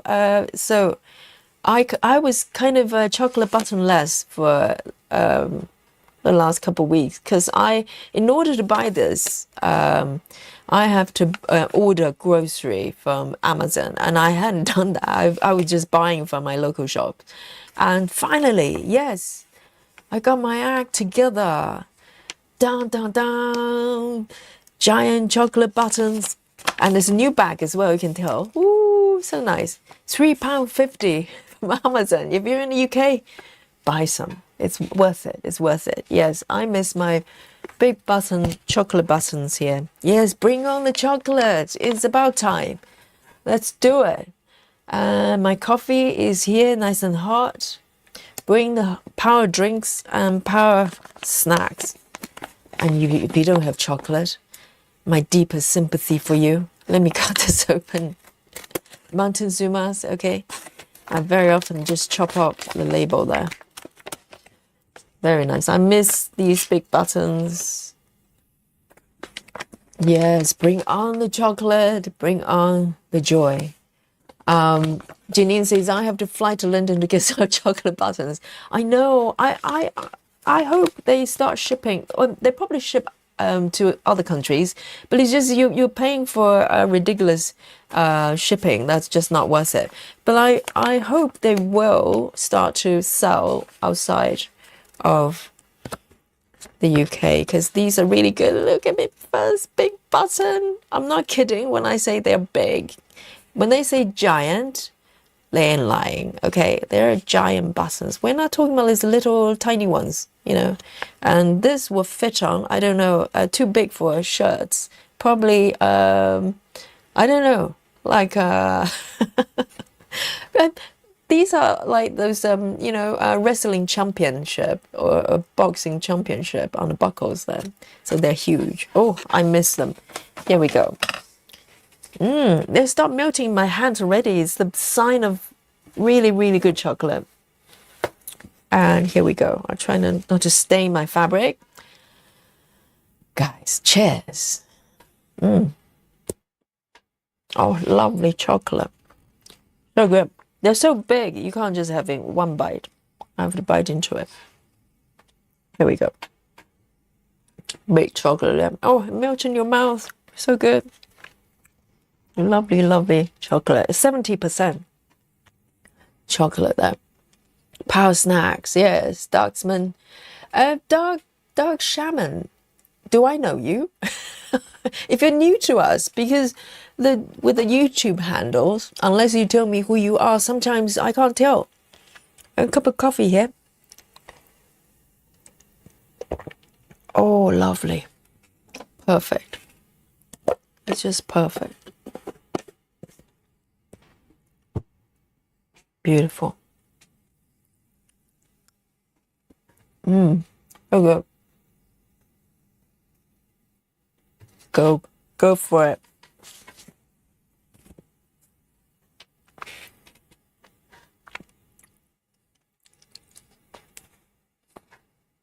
Chocolate butternut.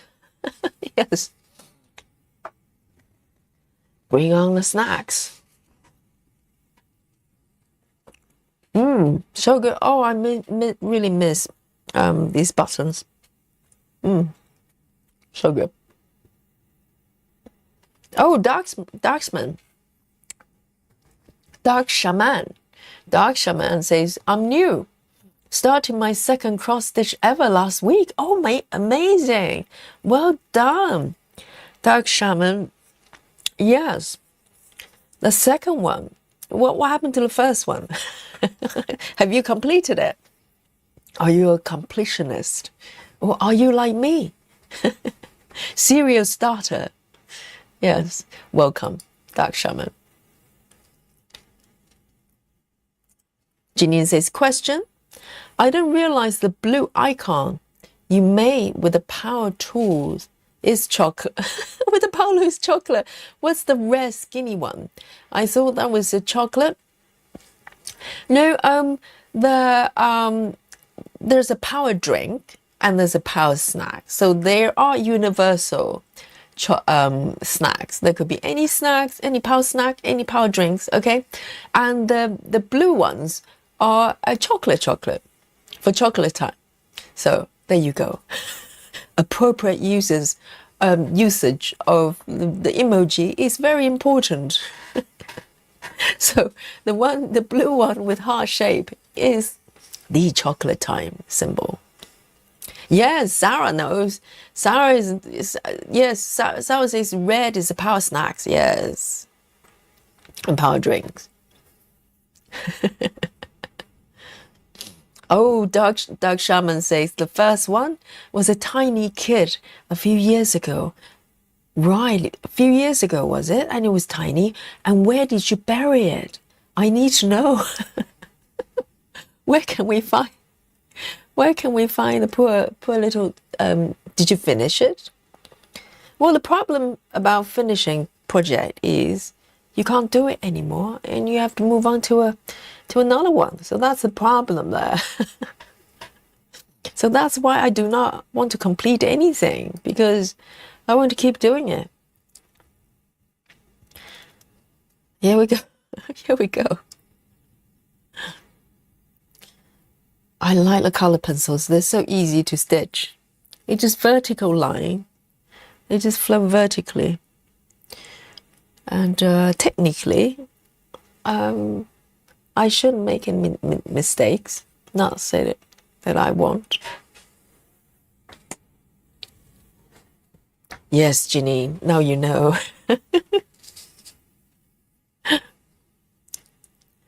Here we go. That was nice. Let me just take another sip of my coffee here before I embark on my color pencils. One more time.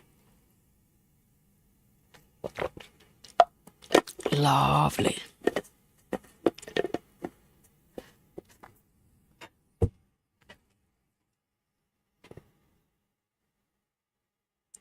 Sarah says it won't be long till you're joining the alien club. Okay, be mindful what you say, okay? Dark Shaman, we have an alien club, okay, for aliens, clearly. They deserve to be in the club. They know they're aliens. They know who they are.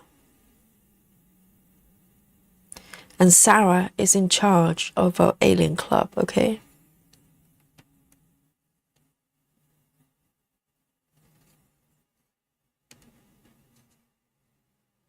I can just keep going, which is quite nice. So this is what I mean about how charts are charted differently. Because if you look at my pattern here, normally, even with a regular chart, from my experience, if if Heaven and Earth charted this pattern, the pencils probably would have some sort of blended colors in between those solid looking colors. I think a lot of times, even when you have a patch of colors that look kind of just one color, Heaven and Earth, they tend to blend in few stitches of very similar colors. Whereas this chart, at least this one, literally, it just goes all the way, just single color, solid colors. It's not shy about that. It's not trying to blend other colors in the area. It's just literally just one single color all the way.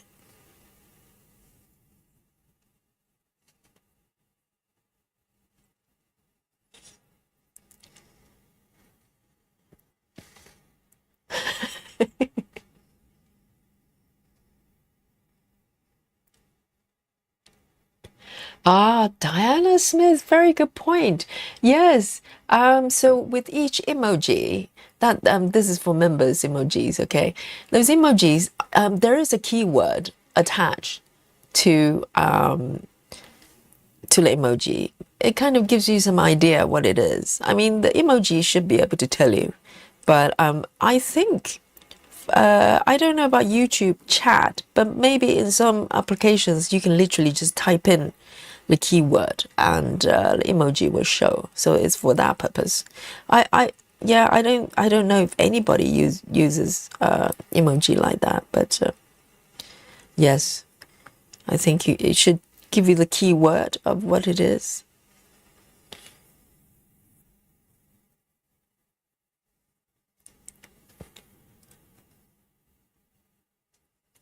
Well, but Alien Club is you can become an alien through different means. So speed is one of them. Not so much speed. Speed is one of them, and also the number of stitches, is one of them, and also no gridding is one of them. There are different ways you can end up in the Alien Club. Okay, I'm not going to tell you the rules. I'll tell you when it happens. So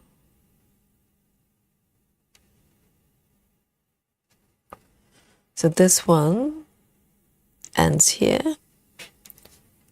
Gonna do a tuck in, and I believe the color next to this one is purple, or is it red? It's quite different. So this one's 22.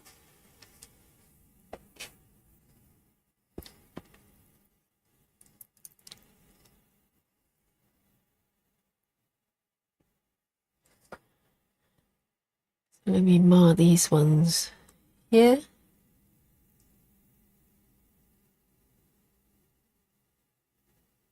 And move on to the next one. So this one is kind of purpley pink. So nice change here.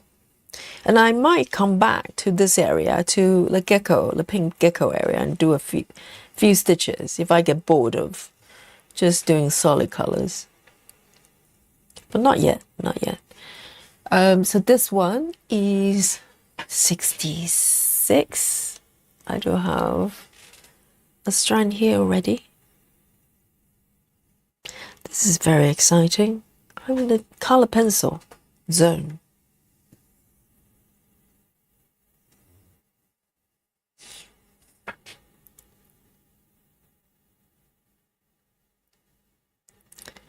Suzanne says 48 more stitches to my daily goal. I think Suzanne's goal is it 300 daily?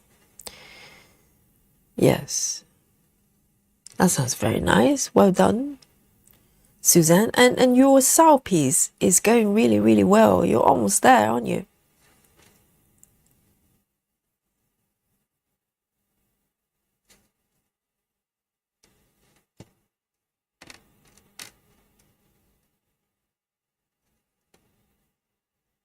So this one will go all the way up and a little bit.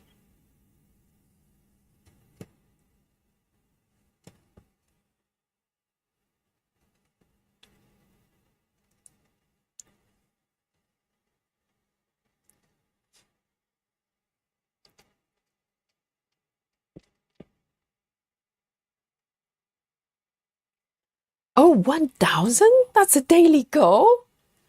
I thought it was, oh dear. Okay, off you go. Sarah, take Suzanne away.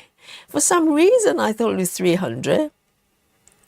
I thought I was talking to a normal human being. No, not really. Oh dear, see, I got so excited, I actually stitched in the wrong place. Oh, so Suzanne is in the alien zone. We have so many aliens, I just lost track. 1,000, that's the goal? Did you see my stitch count yesterday? Suzanne, don't look, okay? You might just fall off your chair.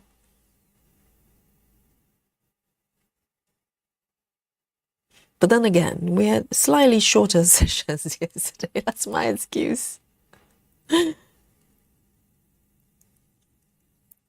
Yes, it's true. If you do not believe slow stitching actually is real, just watch yesterday's stream.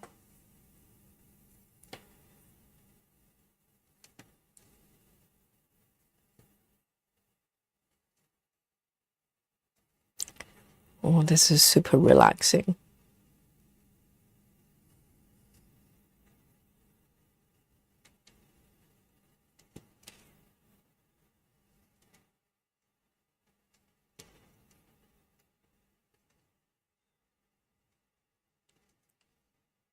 So we've got quite a lot of almost block stitching situation here. So I might do better today as far as stitch count goes. A little bit better.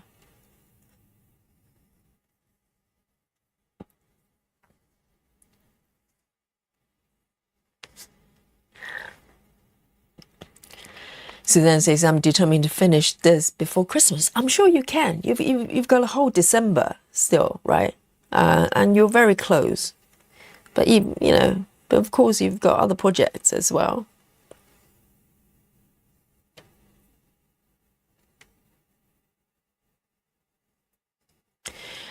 And Jackie says, What was the stitch count yesterday? Oh, don't tell, guys. If you were here yesterday, if you knew my stitch count.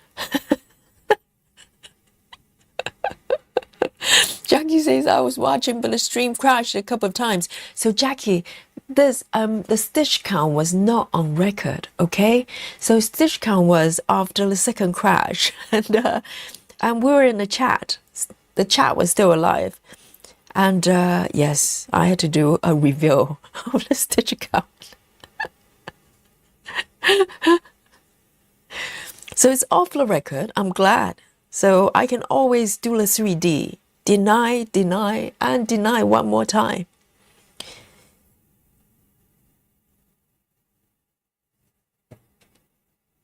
But it was a little bit shocking. Okay, let me just put it that way.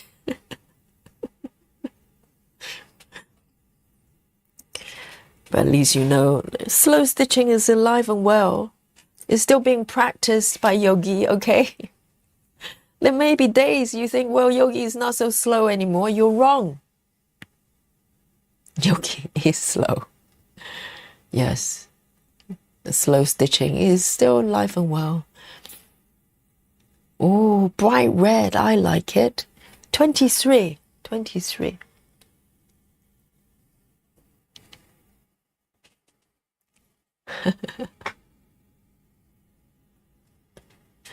Joyce asking, did you break your record? You did less than 60 stitches. Joyce, I need help. No. I said, you know, if you're in doubt, you just look at my channel name. I do not lie when it comes to being slow. But Joyce, we had slightly shorter session yesterday because of the technical issue. Blame the broadband. Yes, it's possible.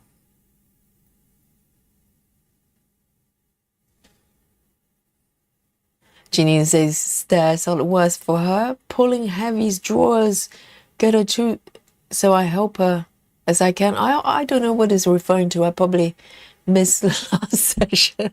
Totally out of context. Oh,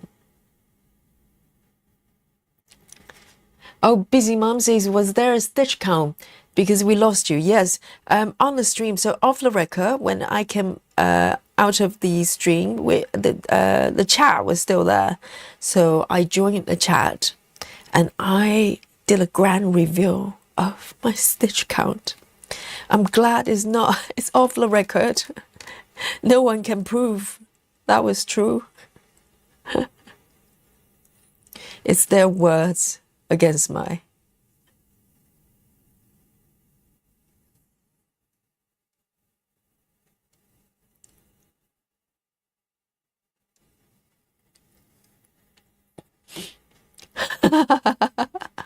Suzanne says, Yogi, you told us the stitch count. But yes, but off the record, right? Off the record. So if you watch the video, you wouldn't be able to know. It was after we got cut off and I came to the chat. It's strange that the stream was gone, but the chat was still on.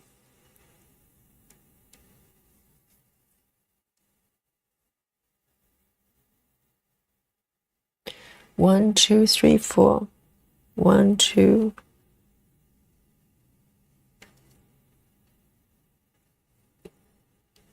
Three. Jackie double digit. Do you have any doubt?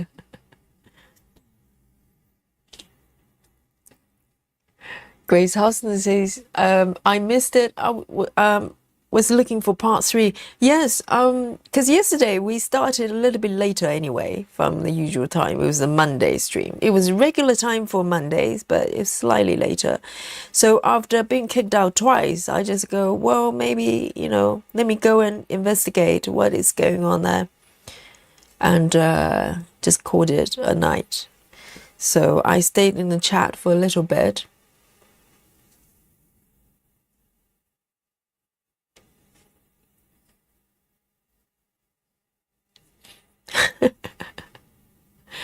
Sig says, slow stitching is an art form. I know. Yes, I think I'm gonna rebrand myself as a slow artist, slow stitching artist. I'm showing you how it's done beautifully, and just when you think you can't get slower, well, watch and learn. You can, okay? Do not doubt. You can stitch slower. It's possible.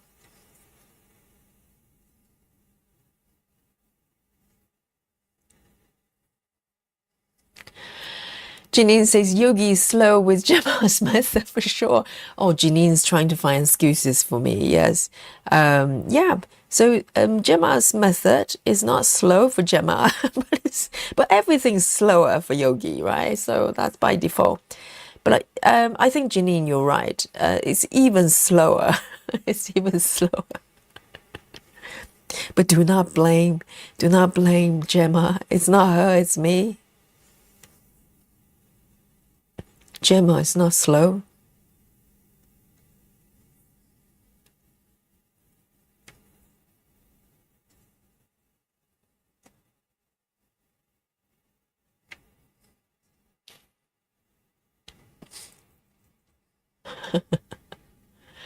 Hello, handmade heaven new. Oh, are you new to us? Or maybe you're hidden with a cryptic name. So handmade heaven. Hello, good morning everyone. So it's good morning over where you are. Interesting. Are you in Australia, New Zealand, or somewhere in Asia? Pray tell and welcome.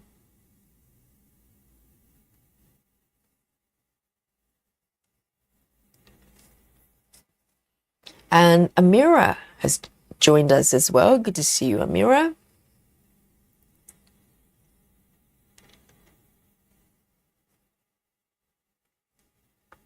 Suzanne says, not Suzanne, Susan. Susan says, I think you can run a live chat as you watch the replay.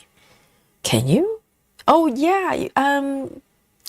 You can watch a live chat, but our chat, the part in question, happened after the stream was over. So I'm not sure that's been captured. I don't know if I left any evidence, hard evidence.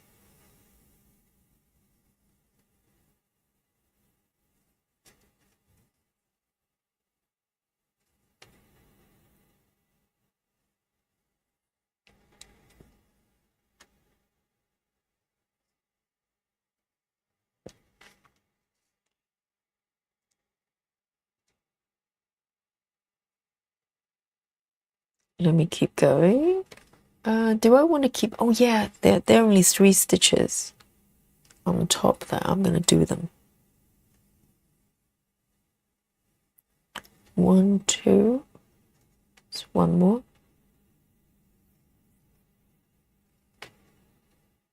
Oh, I can hear the footsteps. Dolly was walking away, just past the corridor. I thought she was going to come in.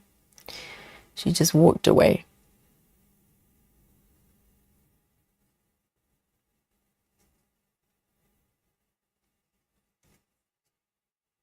So for those of you who's got more than one dog or cats, right? Can you tell just by their footsteps, just by the sound of the way they walk? When I have more than one cat, I can totally tell who's walking around and who's doing what, just by the sound they make. One more here. It's taking shape, isn't it? It's lovely and really dramatic as well. Just literally just a vertical shape.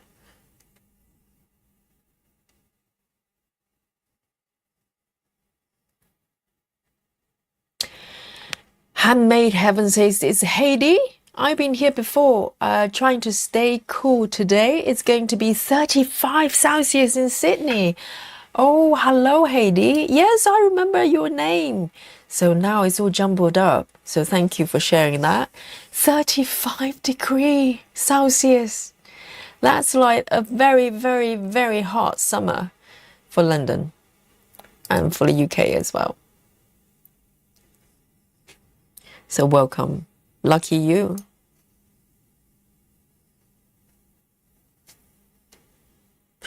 Very often, by the time we get to the winter, I literally forget how it feels like in the summer. But this summer, we actually had heat wave, which is, I wouldn't say it's rare, but it doesn't happen every year. 23. I'm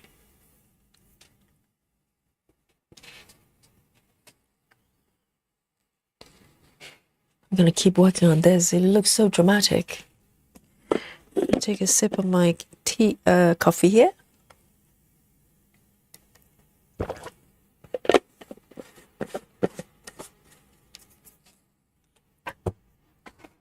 All right, the next one. I'm gonna just keep moving to the left there and see where I end up in.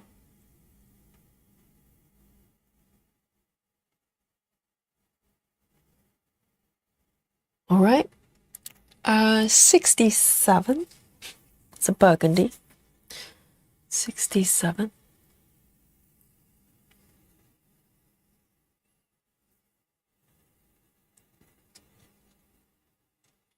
Here we go.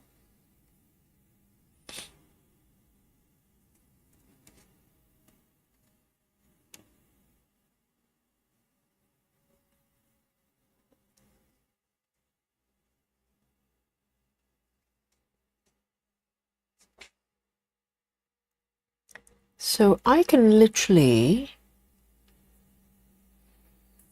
okay. I'm going to just keep going up. I need to have a plan.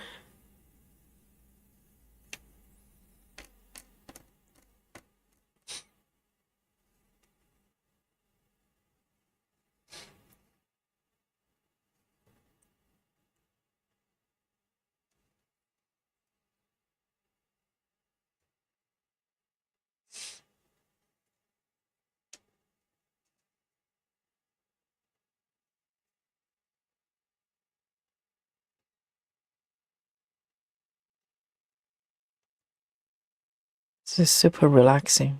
I literally just build these pencils.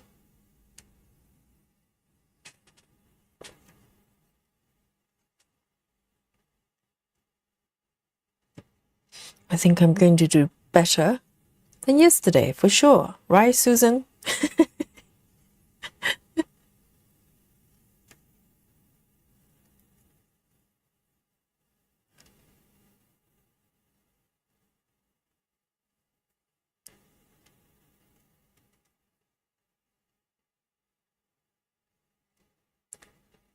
And Sarah says, my husband has considered getting a service dog that can detect his sugar levels. He's type 1 diabetic. Really? Dogs can do that? I know dogs can do all sorts of things. I know dogs, they can detect kind of seizure coming up of certain patients. Because it's incredible, isn't it? They're able to do that. They can literally tell if someone is about to have a seizure.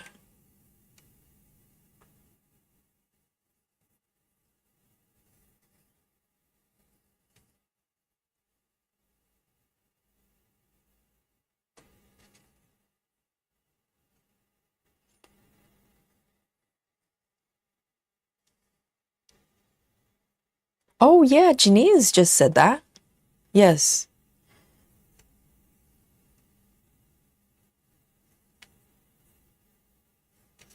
It's just incredible. They're able to. I think maybe some conditions have certain smells, or maybe they can detect heart rate or something. It's got to be some sort of indicators. They can just go, uh-oh, there's something going on there.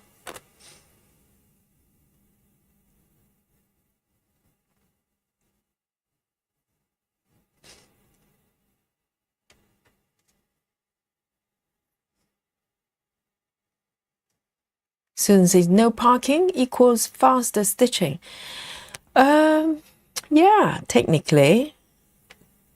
I wonder as to do whether you park or not, because parking is supposed to make it more efficient, because when you move on to to the area that you want to stitch, literally you have all the threads already there for you, so technically it should be faster, or at least more efficient for some people. Maybe not me.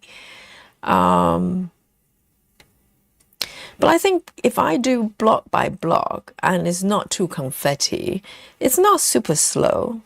I can park, but I don't know. I think cross country, because you literally just go anywhere. You don't need to kind of plan as much. Maybe that's why. But there are disadvantages of cross country. For instance, the piece I was stitching yesterday, you cannot stitch it with cross country. You'll have a nightmare doing it. So it really depends. If I was doing cross country with that piece yesterday with a craft room, I'd be sobbing no end.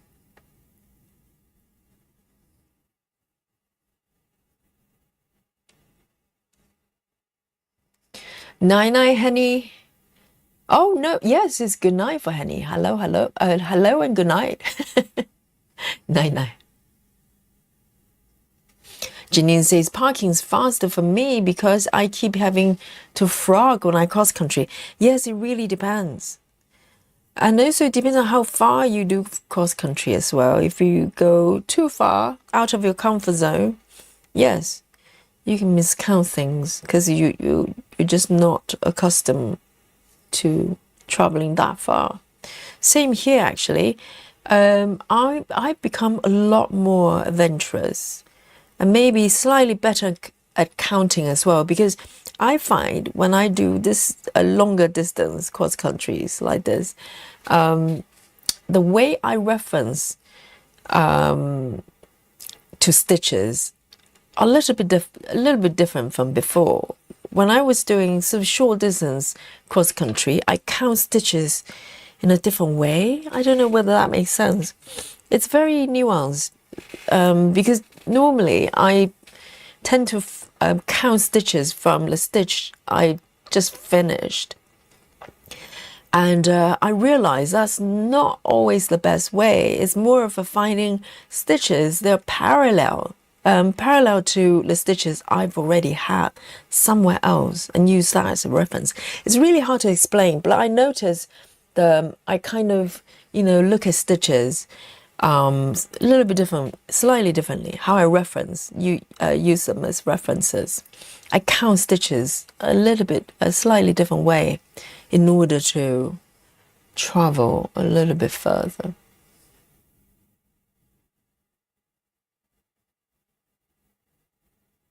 There's another reddish color here.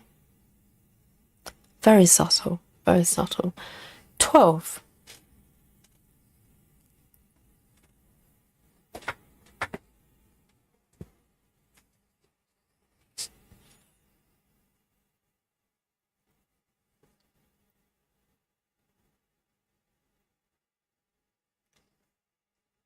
Oh, Suzanne doesn't cross country either, but Suzanne has a beautiful way of stitching. It's kind of royal roll based, isn't it? It's very disciplined. I wouldn't be able to do that for a long time. I try royal rolls. I'll probably try again at some point, but somehow it's just not really speaking to me, royal rolls. But I'd like to have one more go.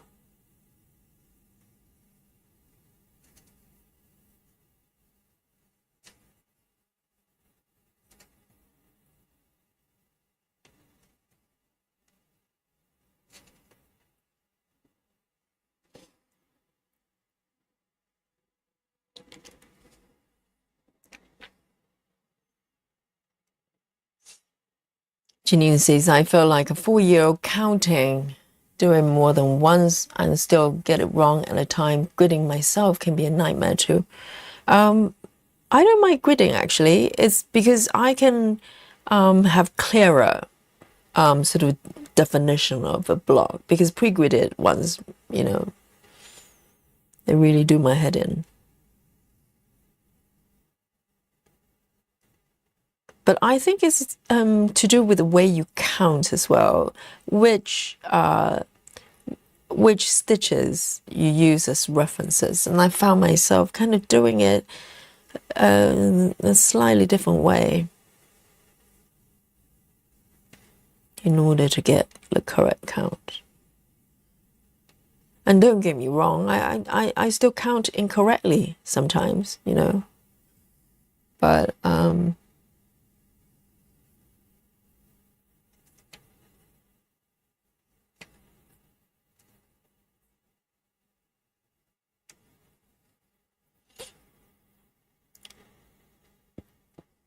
Suzanne says, it's like your stair-step block method, except you're doing 2 blocks instead of 1.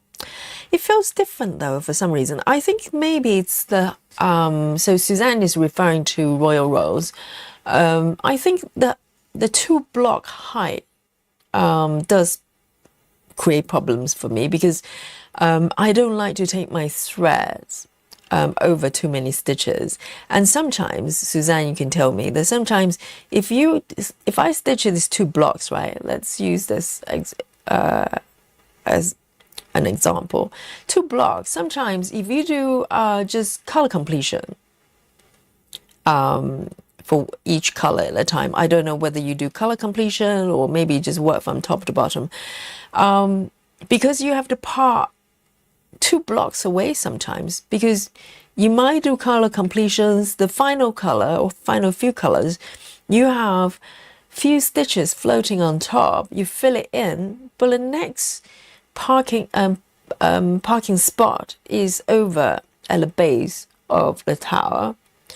Then my choice would be either I have to finish it, end it, which defeats the purpose of parking, or I literally have to take my thread over the stitch area down here. And it kind of happened quite a lot when I try Royal Rolls, and that kind of, you know, trouble me. I don't like it. So I don't know whether there are remedies for that, but I just, you know, finding myself have to constantly trying to decide whether I end the stitch or park, taking threads over, or do, you know, some sort of yogi move. That became annoying. I think that's why. So block by block isn't less of a problem, because the maximum length you have to travel is only 10 stitches, which is still quite far, but not as far as 20.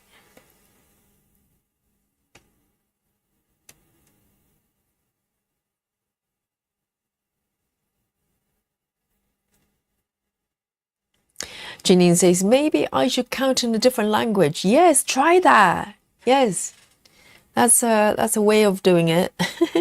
And Diana's, oh, hello. Help me with the name. Not this one. Hi, Yogi and everyone. Carla. Bello, yes, good to see you. Yes, thank God I can recognize the name. And also Diana MH as well. I'm pretty sure I've seen you before looking at the thumbnail, but tell me your human name, please. Help out. Have mercy with Yogi. I'm having a terrible time trying to memorize everybody's name, linking the handles to your name. Welcome.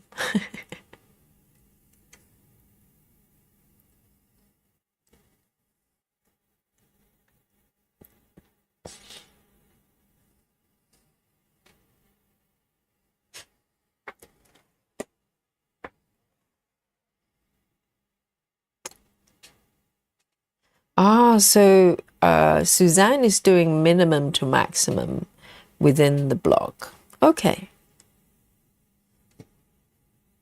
That probably helps. I don't know, because I just feel like if I can do block by block, why do I want to do a tower? You know, what would be the benefit? I have no idea. So I think that's what, you know, is kind of in my mind. I'm just thinking, why am I doing this? For what purpose? I can just do block by block.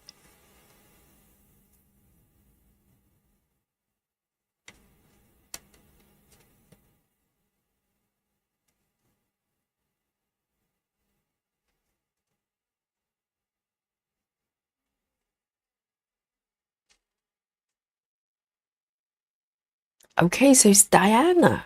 Beautiful. Welcome to the chat.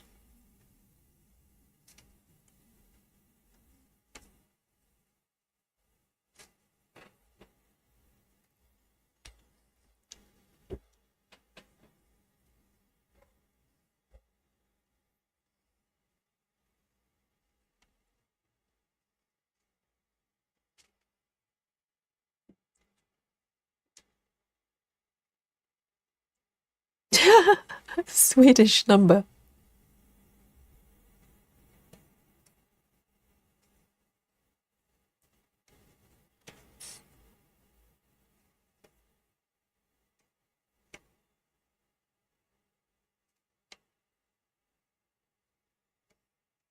This is relaxing. And I'm going to just keep going until I run out of this thread.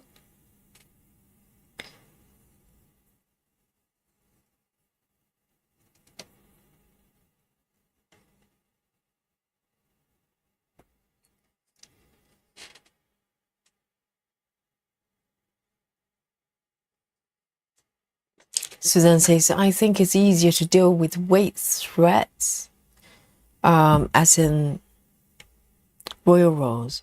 But from your web, Suzanne, I can't see how you end your thread though. I don't think you were doing the original from the OG. You know, I remember watching the ladies, Alison, I think her demonstration. She was leaving the end thread to the side and turn it into like a little furry thingy. Some people like to end their threads like that. I don't see you doing that. So you're just ending it in a normal way. But doing the royal roll.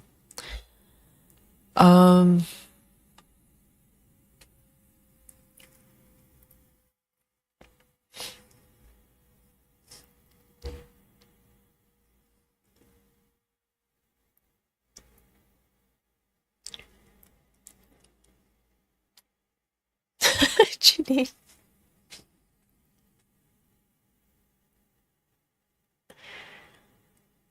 Autocorrection is a beautiful thing. Yes, and Diana says, I'm a cross-country stitcher at heart, because when I see more stitches of the same color, why would I end the thread there? Fair enough, Diana. And she says, I do park if I have to count too far though. So cross-country parking. Okay, yeah, I did that for a little bit as well. When I used to do slightly shorter distance cross-country, so I think, you know, probably quite a lot of stitchers, they feel comfortable just kind of floatless stitches away from the completed area, little bit at a time, kind of Komari style, you know. So you leave behind the area that's pretty much fully stitched, and you pick the colors that's kind of closest to the completed area and flow out again. And then maybe park. Some people park, some people don't. And I used to do a bit of both. Sometimes, I think in the beginning, when I started stitching full coverage, I started with parking method. That was my default method for full coverage. So I started with parking, and when evolved into no parking. So there was a transition kind of period that I kind of started cross country, but I part as well. So yeah, I did a little bit of that as well.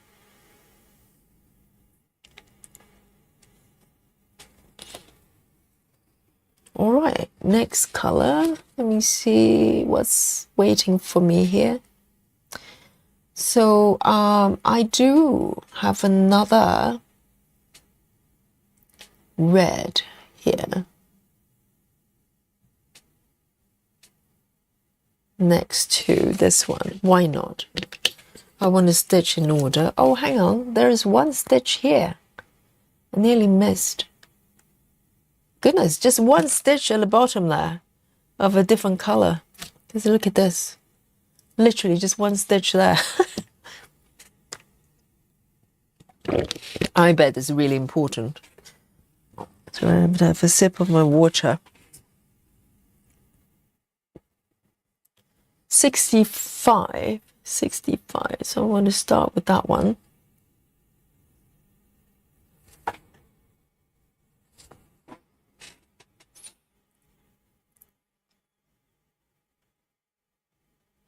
Yes, we have double. We have multiple Diana. I know, Diana. So we have Diana Smith and we have Diana MH5438. Makes a lot of sense. I know. They don't make my life easy, do they? Sometimes even with human names, you know, I need to include the last name, second bit as well, so you can tell them apart. So sometimes we have multiple Sarah, sometimes we have multiple Susan, and multiple Betty.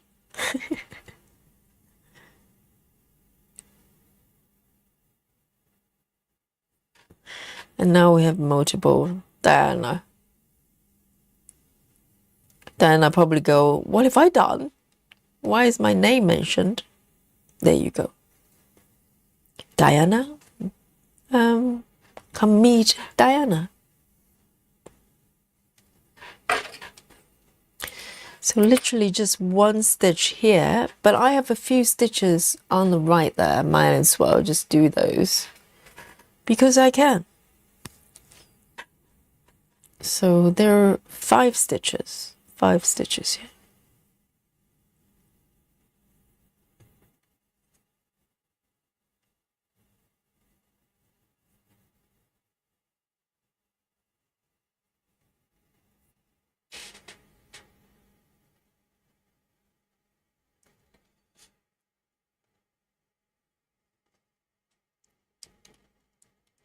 Grace Houston says, the towel method probably works better in Pattern Keeper. But the method doesn't change though. Doesn't matter what app you use. But I do find, I have to say, if you do a lot of color switching, like Gemma's method, for instance, I would say Pattern Keeper is marginally easier to do that because it's easier to switch colors with Pattern Keeper. You literally just double tap a new color and there you go. Whereas Saga, you do have to lock and unlock the chart, the chart in order to select a new color, and you have to turn off that button for highlighting stitches. So now I'm getting used to it a little bit, but still it's a faff to do. I just wish it could be a little bit easier. I don't see why you have to perform, 2 steps before you can switch color.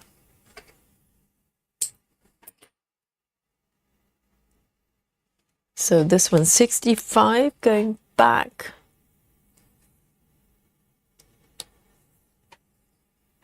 One stitch there.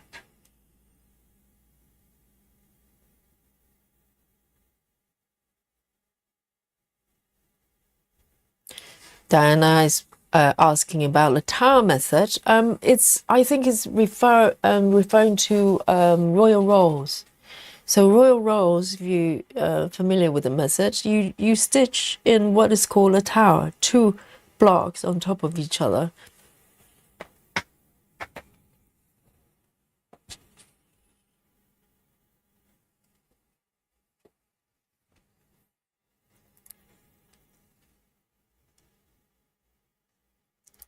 Right, let me keep moving to the left.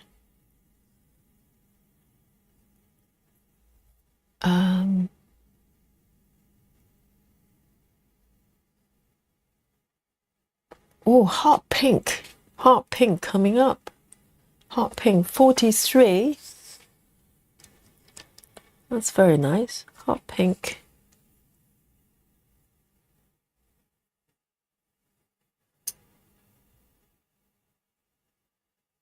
$43. That's very pretty.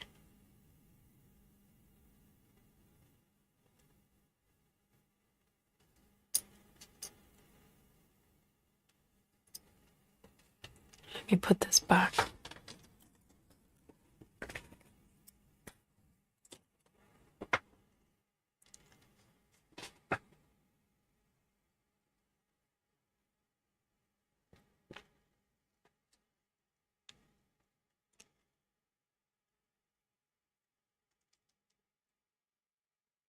Here we go. Yes, Diana means Diana. Oh, Suzanne isn't allowed to have power snacks after 73.34%. But looking at your web, it looks probably more than that. But then again, I don't know what a completed piece is supposed to look like as a whole. Yes, you have to earn your power snack.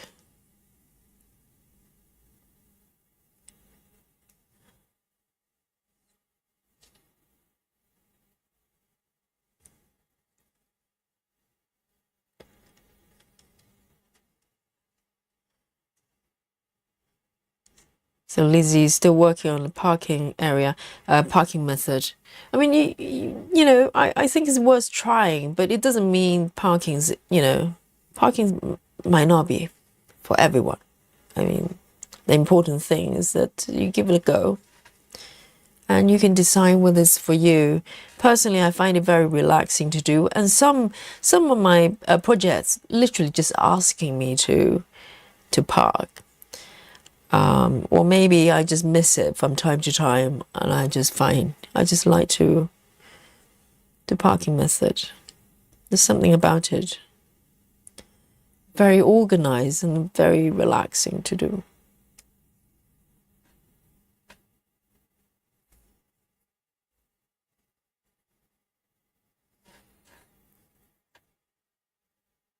Janine says, I can't pin stitch to save my life on 14 and 16 count is too heavy. With 25 count, I can't find the middle of the stitch. Yes, it can be a little bit tricky. Pros and cons. I think pin stitch is very easy to do. Well, easy as in simple to do. You literally just stab in the middle of the of the stitch area.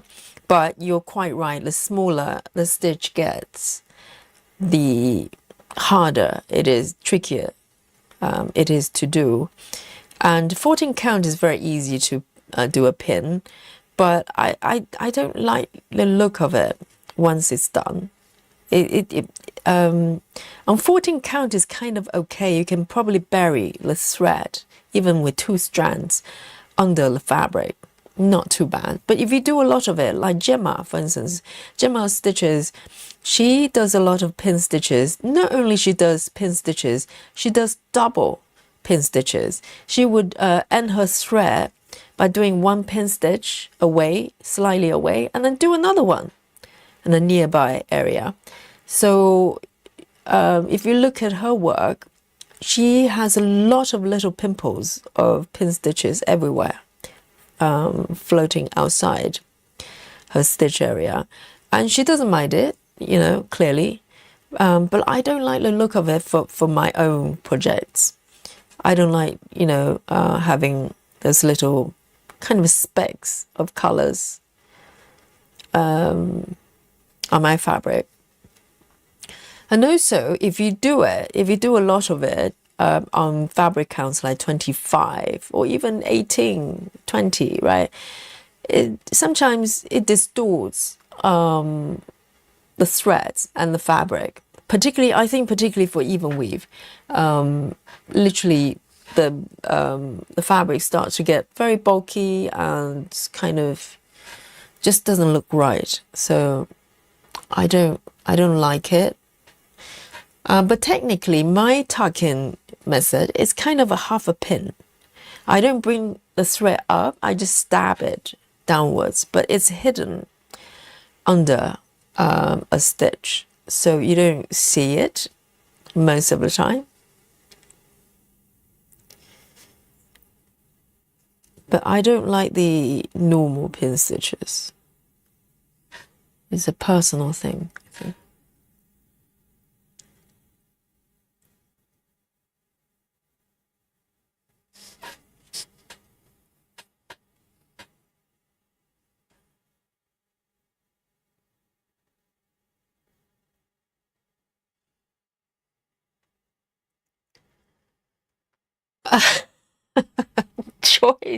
Joyce is my boss. Used to call me multiple Joys. Okay, yeah, guys, you can interpret that yourself to see what that means. Yes. So Joyce might come in and in the morning as one Joyce and leave the office building as the other Joyce. But you never know which Joyce you're going to get at any time.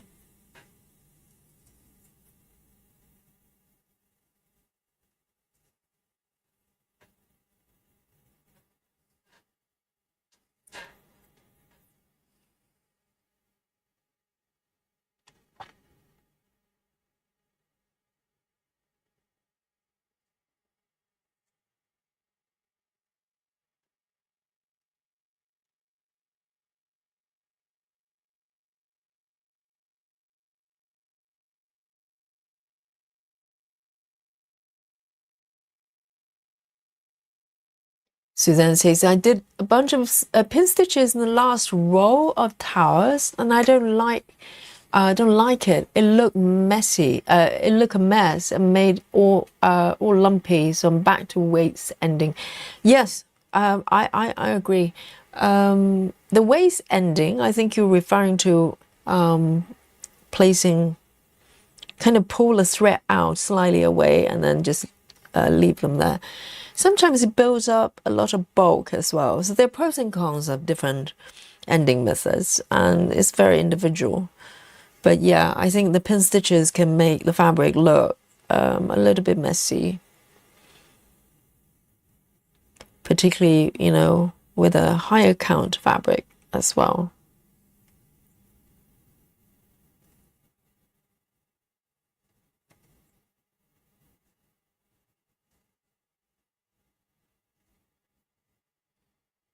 One more here. Hot pink. Lovely.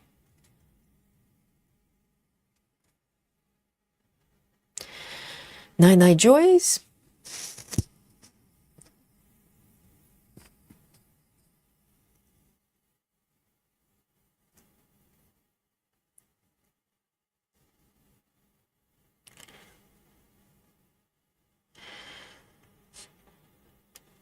I think just like parking is not for everybody, cross country is not for everybody either.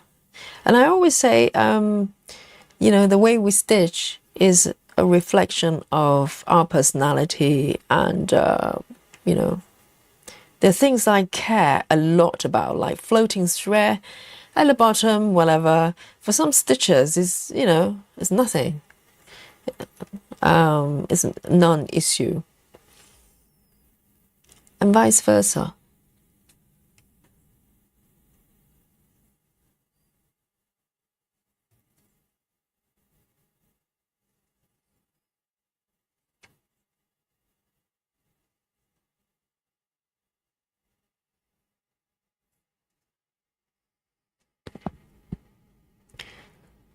Suzanne says, I actually stopped doing boomerang. I thought it made the stitch look odd. It can be. I only use boomerang for 10 stitches because I don't have a better solution. And most of the times, my boomerang look okay. There are times they look slightly bumpy or uneven, but you know, that is still a really good method for me for 10 stitches. Because, you know, otherwise I have to start doing pin and stuff, which I don't want to do. And I don't want to do the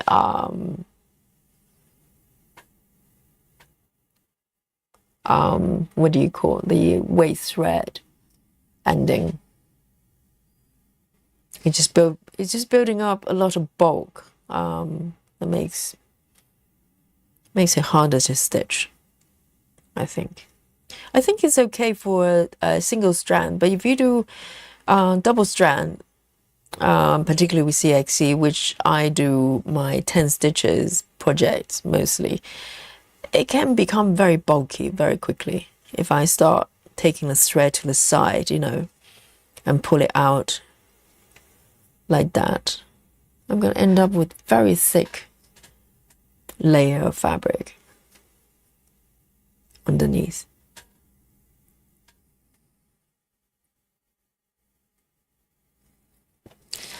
Janine explains waist ending is when you take your thread past the block on the right, or maybe sometimes downward, right, and bring it up the next block and just cut it off and leave a tail.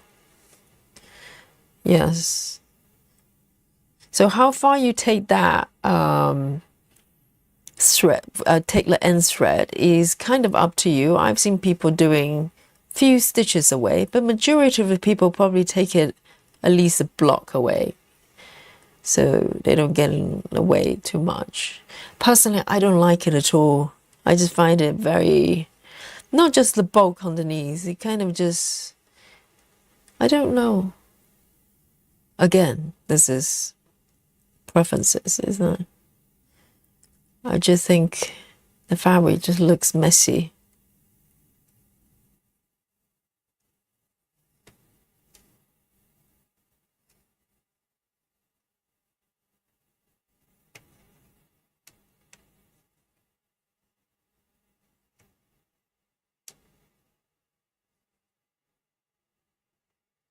Here we go.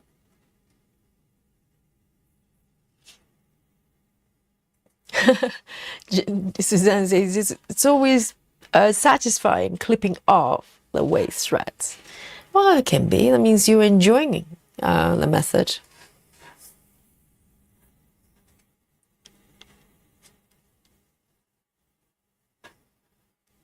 Let me just keep going with this one. The hot pink.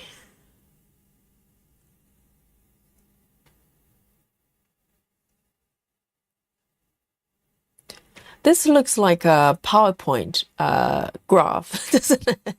It's like, yes, last month's growth for the companies here, and then gradually it's going downwards.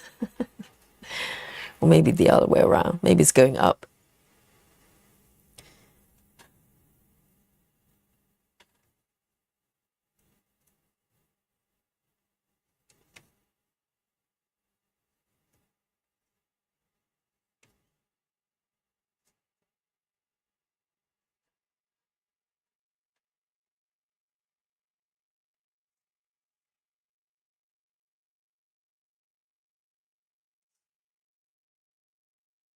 Suzanne says, I don't know how, I think it works out fine for me. It seems better than doing boomerang or pin stitches. Oh, the thread, waist thread thingy.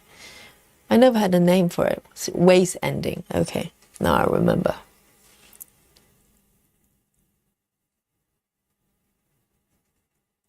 Well, I know some stitchers, they make it so neat. They just leave all the fur, you know, on top of their work. I've seen one stitcher, she was stitching from bottom up, really methodically, and just park at the same line. So maybe page by page, and she just pull the thread all the way up to the top of the page border and then stitch the way up. I'm just thinking you're wasting so much thread, first of all, and also build up a lot of fabric. But some, you know, I think for that stitcher, she just enjoys the kind of, you know, orderly nature of the thing, because she doesn't have to think about how I'm going to end the thread with a pin or with a boomerang. She just pull it up to a certain point. If you don't mind wasting a lot of thread, then you can just put everything out at the same spot. You don't have to think. For me, I probably get a, you know, hyperventilation a little bit. But that's just me. I don't like the idea of really bulky sort of layer underneath.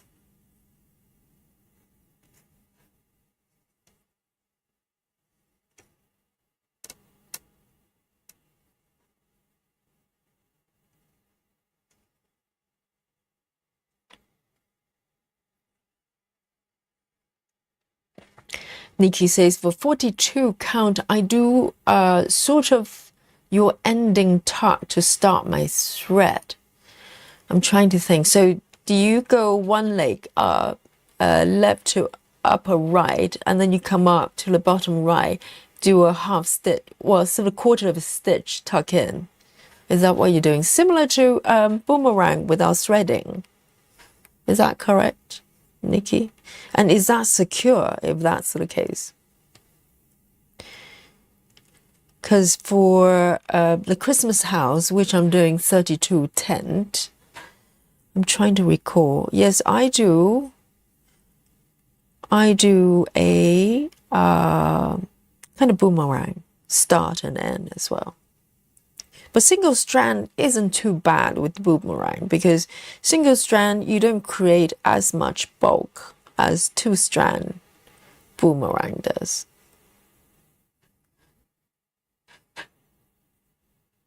Let me just do these two more.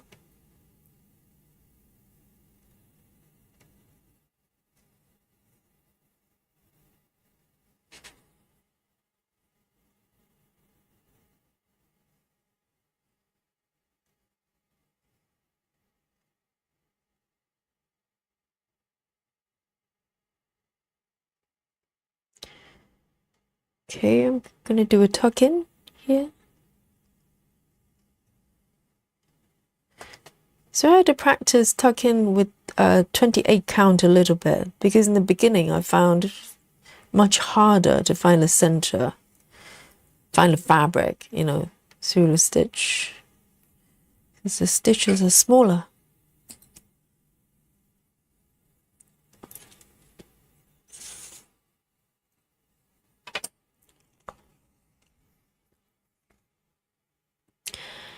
Then MH is asking, what is a boomerang? Yes, boomerang is a technique that we learned during one of our streams. It was a few months ago, and it was suggested by one of the stitchers in the group. And I got the comment originally through the YouTube comment, and then lo and behold, I brought it up on the stream, and the lady was in the chat as well as Natalia. And yes, so we learned the technique. There's a video on the video section of the channel. So we're on the live stream, right? If you go to the video channel section, there I posted a clip on how to do it. It's for me, it's one of the best ways to end your thread, particularly for tent stitches, because with full crafts, there are a lot of options. You can bury, you can hide your stitches a lot easier, your threads a lot easier. But with tent, you technically only have one part of the stitch, and so boomerang is quite a good option. If you wonder what it is, you can go look up the video. It's a very short video, just a clip to show you how to do it. It's very simple. Once you know how to do it, it makes sense. Yeah, the term, so we learn the technique, and then Joyce, who has just gone to bed, Stitchy Dutchy, she came up with the name. Okay, so it's called boomerang because literally you are putting the thread back into where the thread come from. So it's kind of a loop all the way back. Hence, metaphor. All right, nice purpley pink here. 108. 108.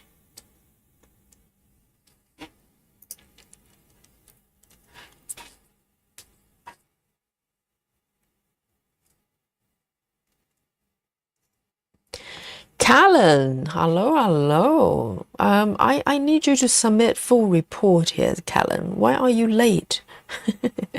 Collin says super late, but here. Yes, it's better late than not being here at all with Yogi.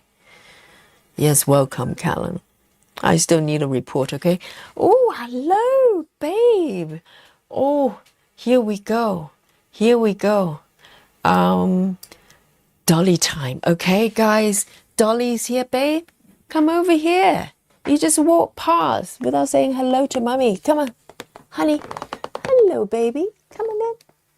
Come on over here. Oh, the pitiful meow.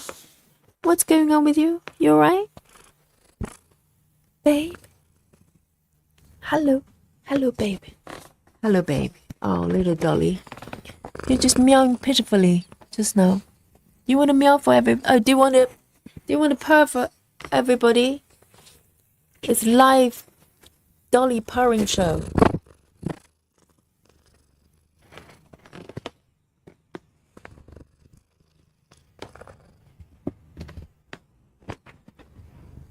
She's walking around like a lunatic. Hello, baby. Come on then, say hello to everybody. Hello, Dolly time.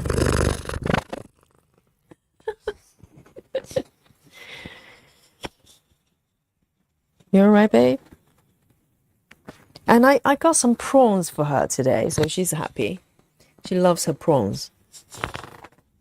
Not prawn cocktails, but prawns, okay? Honey, babe, let's have a hug. Little baby.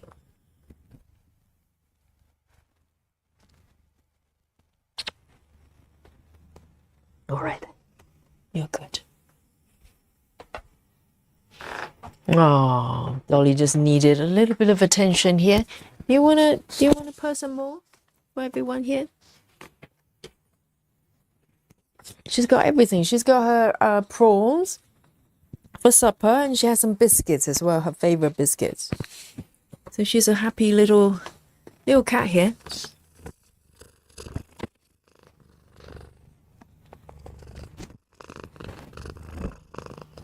Oh.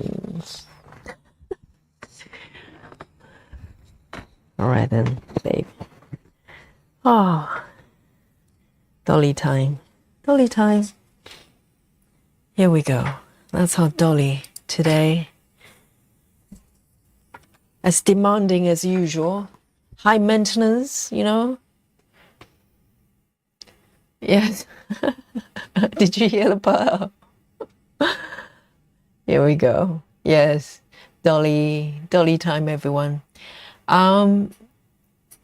Yeah. Oh, yes. That's great. You could hear it. Dolly is so gorgeous, and that purr. Yeah, I know. She's so loud. And Collin says picking up my husband from airport. I just leave him there. You know, just get him an Uber. Order him an Uber, and he can come home by himself. Because you need to be here with Yogi, you know. Just leave him there.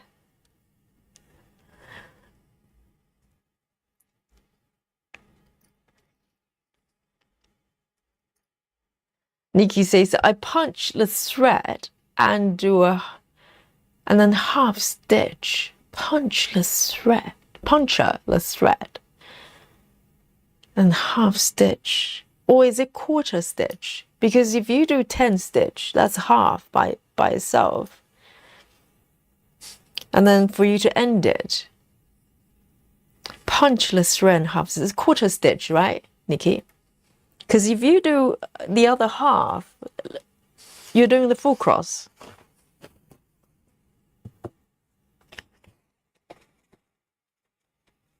I know, Rachel. Dolly knows she's pretty, and she knows it. She knows it. She knows she's the it girl in a kitty world.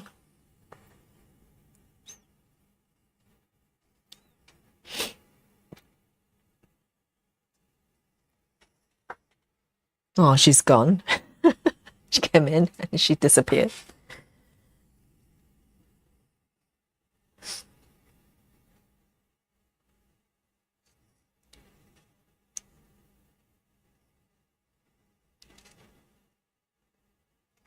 She was very happy at supper time when she saw the prawns.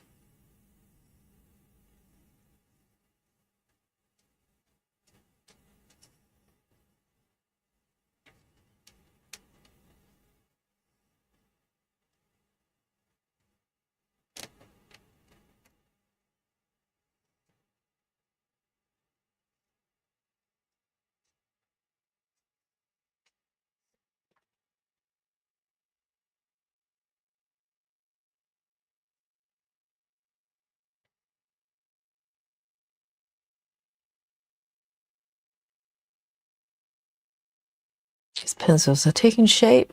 Really nice. And there are enough sort of color changes that I don't get bored, because with just one solid block, I'll probably have to switch area a little bit. But so far so good.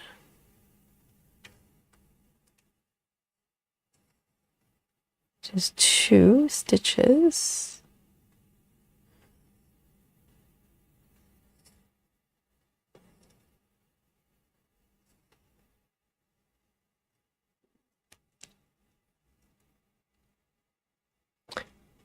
And Collin says, once the weather gets bad, he will likely start Ubering. Or we'll buy another vehicle. I don't mind getting me out of the house, and it takes away from stitching. Yes. Prioritize, you know, the activities.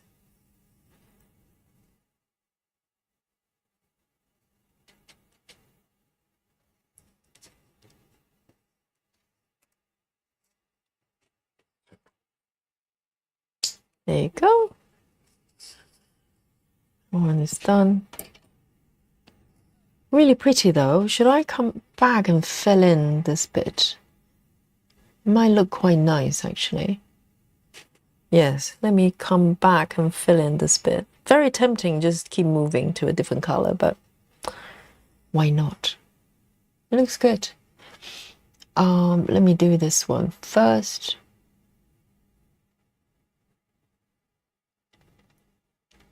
Two stitches, 1, 2, 5, literally just 2 stitches. 1, 2, 5, a nice pink. There. No idea what the MC color that is.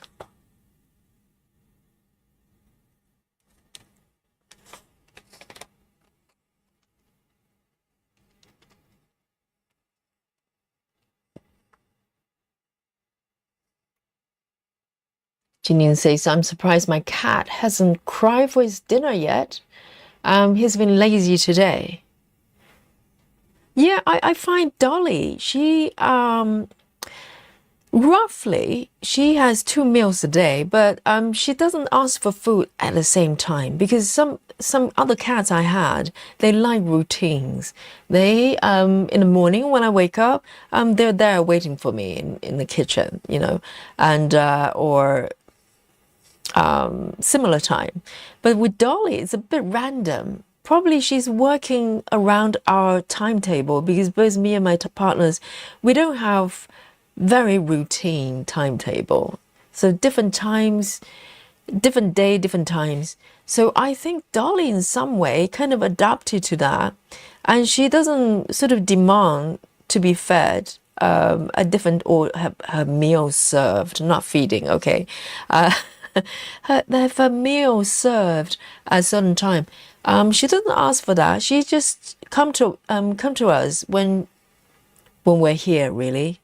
So and I try not to leave too much food in the house when I'm away, because I don't want her to just, you know, be eating all day long. I don't think that's very good for a cat. I leave a little bit of biscuits, few biscuits, and that's it. So, you know, but she doesn't eat at the same time. It's normally when I come in and she comes, you know, comes to the kitchen to join me, and I know she's hungry. 1, 2, 5.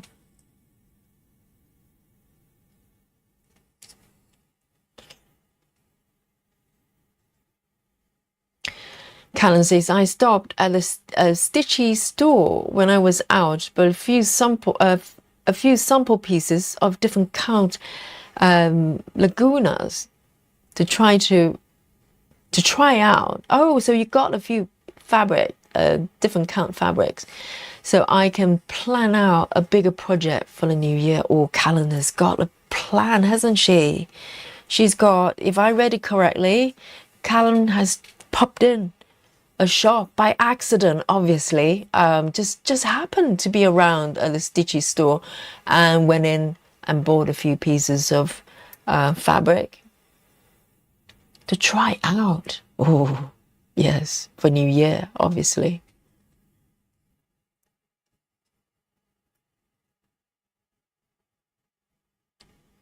Here we go. And I'm going to just try to fill up this area. It's going to look more complete. I like the idea of that. It starts to look like pencils. All right. 66. A random color. 66 is a burgundy.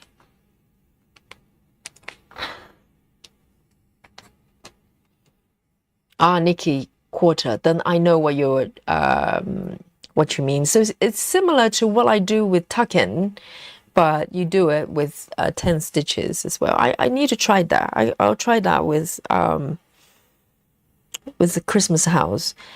And is it secure as far as you do it? I bet it is. That's why you're still doing it. So I'll try that. It will probably be tidier than, if it's secure, right? It will probably be tidier than boomerang. I think boomerang with single strand is fine. It's a double strand. Sometimes it gets a little bit hairy.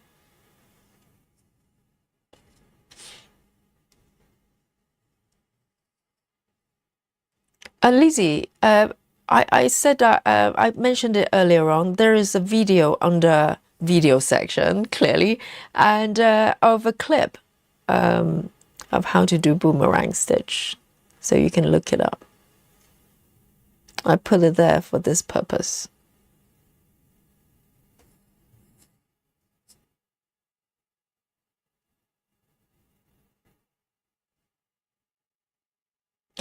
Collin, Nikki, come have a look at this. Collin, yes, Collin says, I almost bought a cone of 310. So that's one cone less for Nikki. Collin nearly got a cone. If you get one, that means one less for Nikki. She's going to panic. I think Nikki has basically got all the 310 cones of the entire country. The United States of America now is 310 coneless because of Nikki. It's all in her stitchy room.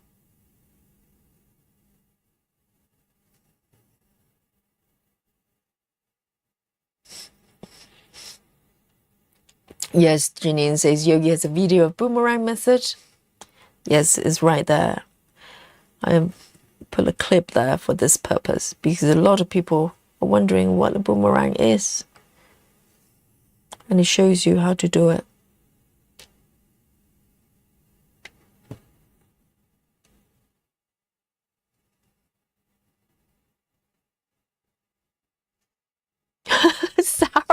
Sarah wants a cone as well. Oh my God. I see a boxing fight coming up. Nikki and Sarah duke it out. Nikki says, hope you save a cone for my black cat. Oh yeah, black and black.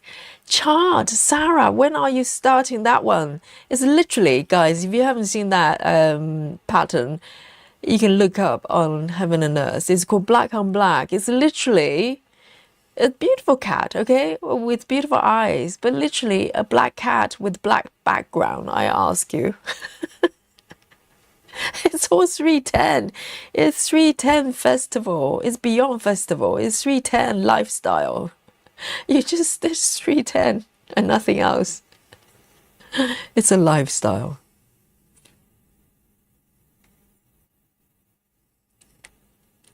And only aliens would want to stitch something like that. I wouldn't dare. I can't even look at a pattern without fainting.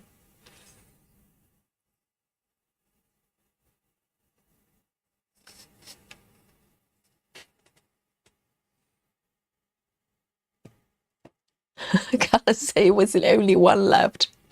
So Callum is had compassion. Callum wanted to get that final comb, but thinking that, this is going to make Nikki's life misery, okay? Nikki's going to go, where's that last cone I need for my extreme cross-country, 310 cross-country? Yes, Collin has compassion.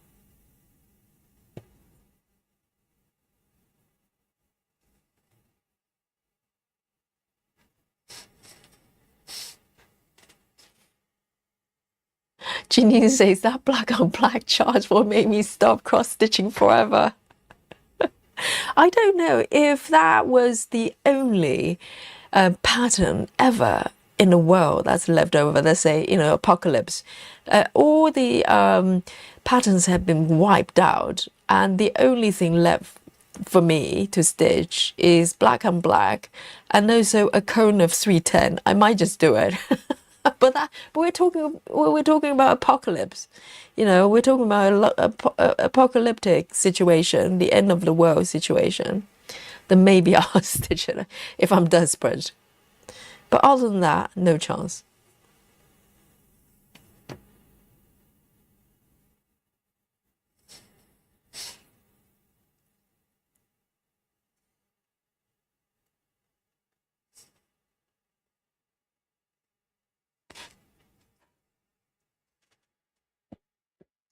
Sarah says, regarding black on black, hopefully start for my birthday in December.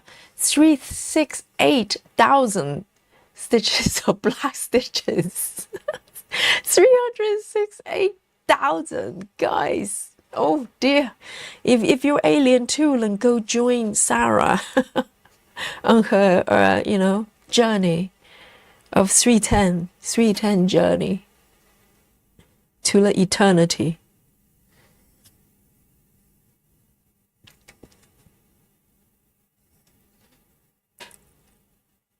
That's beautiful. And I might, do I want to take it over? No, I think I'm going to park it, end it.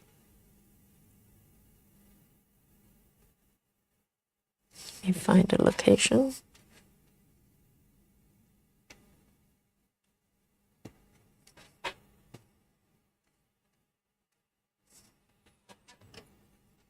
Right, 6/6 going back.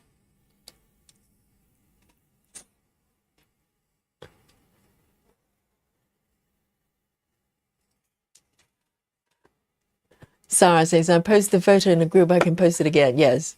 Or you can just look it up from Heaven and Earth. It's quite a unique chart because Becky Snook is working on a piece that involves two big black cats as well. Really pretty, but it's got some flowers. around. So a lot of 310, but there's some other colors as well. But this one, literally, it says on the label, black on black, other than two big eyes. Oh, lovely coffee. Yes, it's a very special kind of chart. It's kind of the I don't know which one's worse though. Is it black on black worse, or stitching something that just kind of snowy landscape? Let's say just a view of just snow with a few bits of grass. I don't know which one's worse. I might go for black on black instead of the white one, if I had to choose, when push comes to shove, you know. Yes.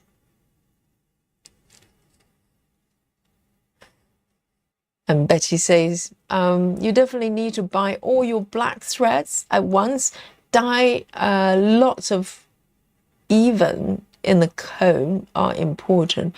Oh, do you mean that the colors might change?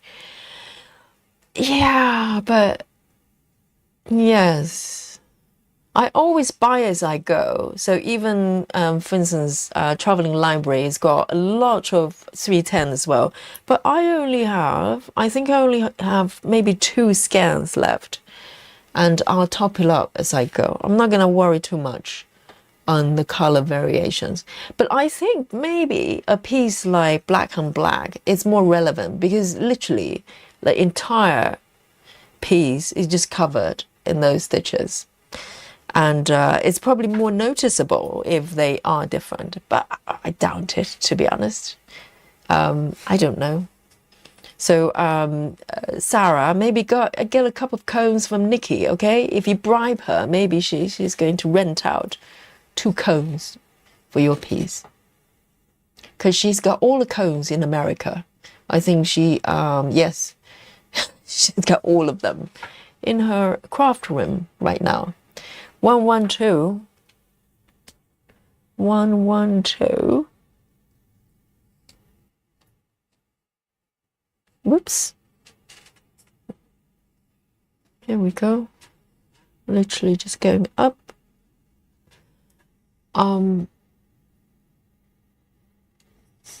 Diana says, that's a stunning piece, but you're right, wouldn't want to stitch it. Yes, there's one thing being stunning as a piece of artwork. There's quite another thing to choose it as a piece you want to stitch. There are a lot of really beautiful pieces out there, but I would not even go near them, because it's full of sky, grey skies, or air stitching colors, you know, like snow, or a lot of dark colors, just single color through and through.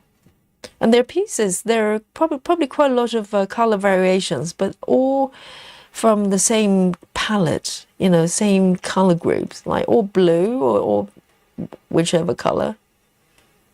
Even pink, I like pinks, but if you want me to stitch an ocean of pink stitches, I'll probably go nah. I just need changes, or my brain just starts to go numb.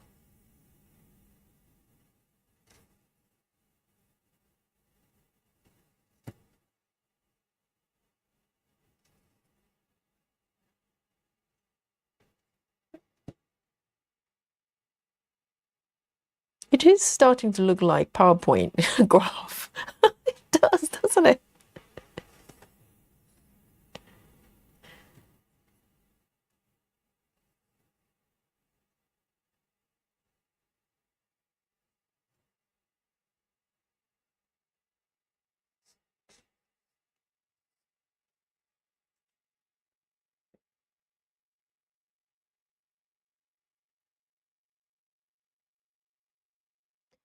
Nikki says, combs are never ending. Nikki, did you see a post? I think it was posted on our group quite a while back. I think it was posted by River. It was a video or some sort of illustration, instructions on how to stitch from a cone, right? Something like a cone, endlessly. So cone, I presume, because if you buy a scan, it's kind of quite long, 8 meters, but they're individual strands, 6 strands. But with cone, just a single one that goes on and on till the end. And there's a method, apparently, that you do not need to cut off the thread in pieces. And you can just have the cone keep running from the cone and keep stitching. There's a method out there, and I remember that vividly because I was thinking of you. I was thinking this will be Nikki's dream, ultimate dream, that you don't have to end it. You just keep going and going until you run out of stitches or run out of the cone. There's a method out there, Nikki. I'm just telling you, okay? And ask River. Where's River? Come forward, River. We need you.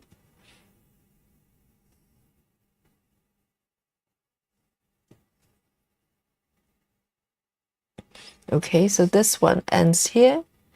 And there are 2 more on the right there. I'm going to just go do it. But I'm not able to perform yogi move from here. I'm going to just end it and then take it to another location.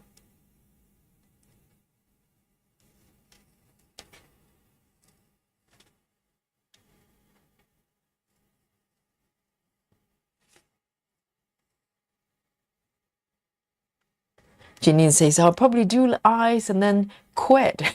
Someone suggested, when we looked at that piece earlier, a few streams ago, someone suggested you just get a black fabric, right? And just stitch the eyes and you'll be done with it.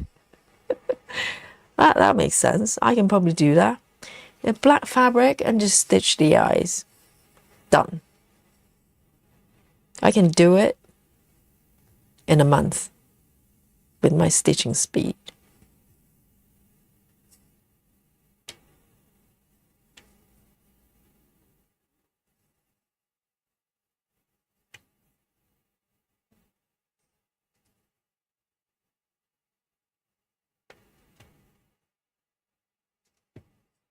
All right, let me end this one here.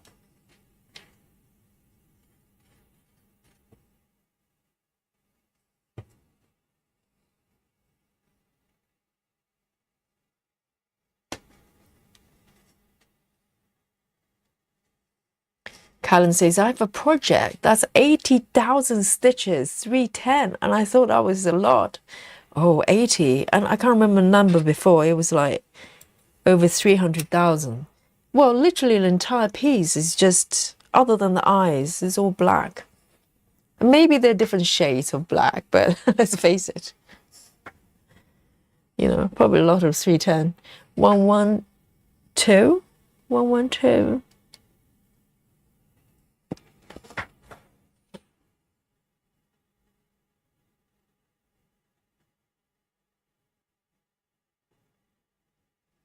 Betty says, I stitch a black cat from Hade, Story Keep, Poe. Okay, I stitched him on 14 counts and he was very large. Oh, right. Story Keep. Yeah, Story Keep is smaller, but by no means. We're not really talking about bookmark size. Depends on what fabric count, I guess. But similar to kind of bookmark shape, isn't it? It's just very long. I haven't done anyone like that. It'll be interesting to do. All right, number two. It's a different color. Interesting. It's blue, bluey purple. 2. It's a purple. Well,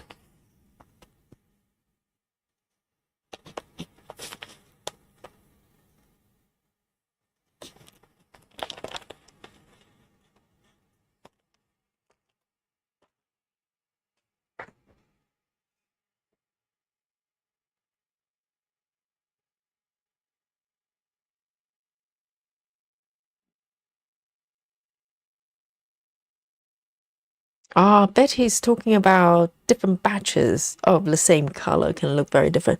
I have noticed there's some browns and pinks I've got. Literally, they look like different colors. Because you know some DMC colors, they different numbers, but they're very, very similar. Like these two blues, you know, literally very close.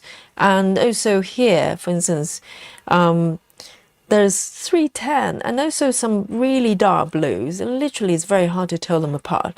But those colors, those threads I found, they're the same color. They're supposed to be identical, the same numbers, same number, but the colors literally don't look anywhere close. So yes, they can be very different. Even the same number, you know, if you buy them different time. Sarah says it would be fun sharing my progress with you. Yes, all eyes on that piece, Sarah. I think everybody would like to know, you know, whether anybody is going to survive that piece without going insane. But Sarah can. Sarah is alien. And she's going to show us how it's done. 1, 2, 3. 1, 2, 3.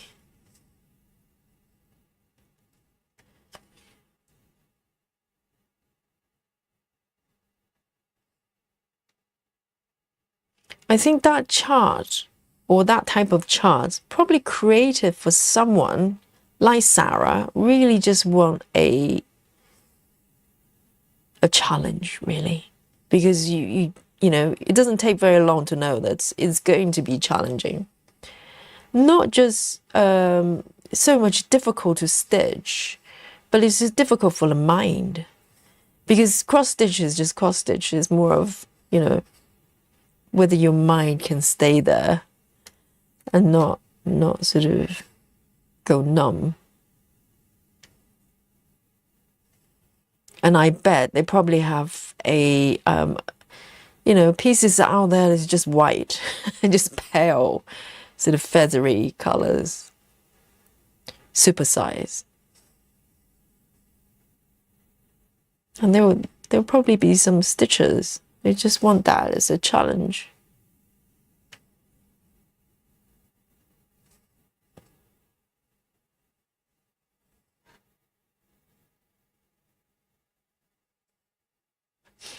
Hey, Rose. Rose says, I have the big cones of 310 B5 200, which is very similar, I presume. And a crew, oh no, a B200 is the white, and a crew is also white. I thought they would not last very long since most patterns use them and they're never ending. Yes, I wonder how many scans equivalent for a single cone. We're probably talking hundreds. And there are different sizes of the cones. Is that correct, Nikki? Are they regular cones and supersized cones? Oh no, don't tell Nikki if there's sort of, you know, jumbo 310 cones. She's going to be out and get all of them. There'll be a market shortage for the next 10 years.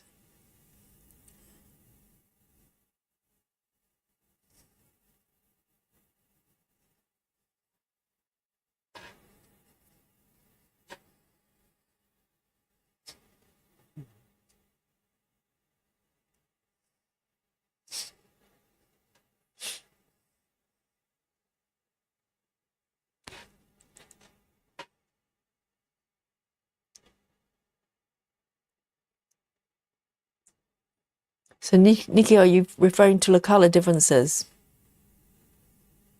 But I think the way Nikki stitches, because she literally just picks one color, like 310, and just go extreme cross country. So it's probably less noticeable because they're scattered in different areas. It's unlikely you're going to notice the difference. And to be honest, even other colors, even their differences, unless you're stitching something like this, you know, like 10 times of this area, and then literally you change the batches, then maybe you can notice some variations. But for most charts, even when you have one area that's solid, one color, there will be some blend of other colors anyway. So it will probably just look fine as a whole, you know.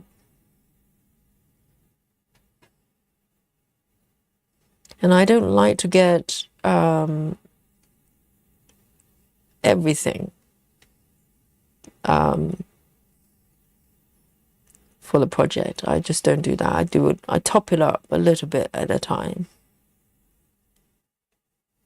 And those are partially because DMC is not cheap over here. If I want to get enough for traveling library, which would probably take 50 years for me to stitch, you know, I'm in no hurry. I just top it up as I go.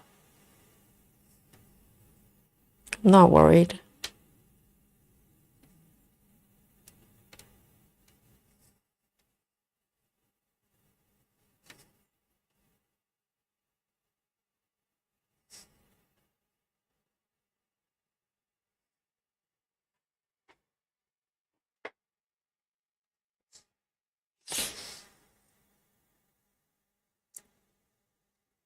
Sarah says black on black actually has 74 colors. That's interesting. That's slightly lower than the regular Heaven and Earth piece. Majority of them are probably black of some kind and brown. That's very interesting. Or maybe it's all 310 other than 73 stitches of different colors. Just ninja, just kind of just confetti, you know. There's 74. 73 different colors other than 310.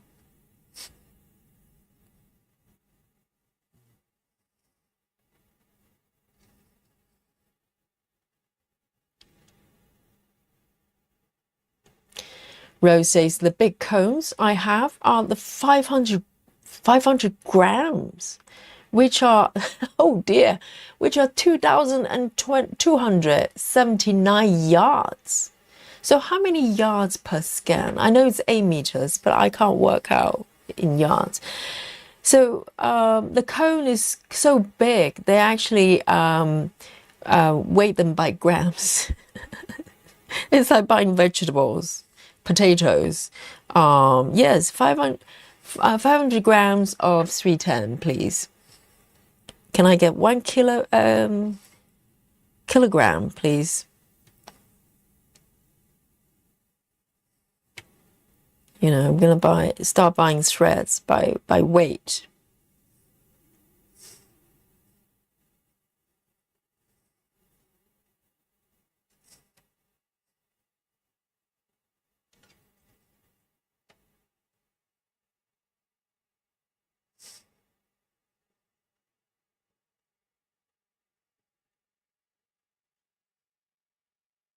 And Clara is wondering, does CXC come in cones? Oh, don't give Nikki ideas. Oh, that's true, because Nikki mostly do CXC, so only for 310 she's doing DMC instead, I think.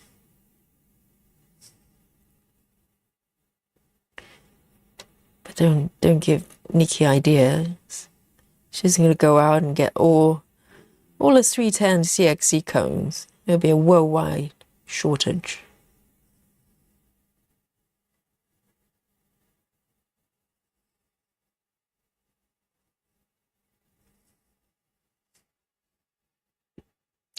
Oh, so there are small cones. So 53 scans for the small cones. That's a big difference, though. 53 scans versus 2,279. Rose, you've got a giant jumbo, whatever it is. It's not a cone, it's a wheel. It's like a entire wheel, cheese wheel size.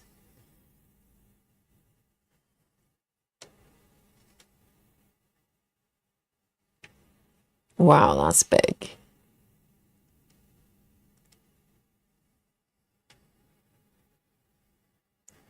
Diana says, Diana AMH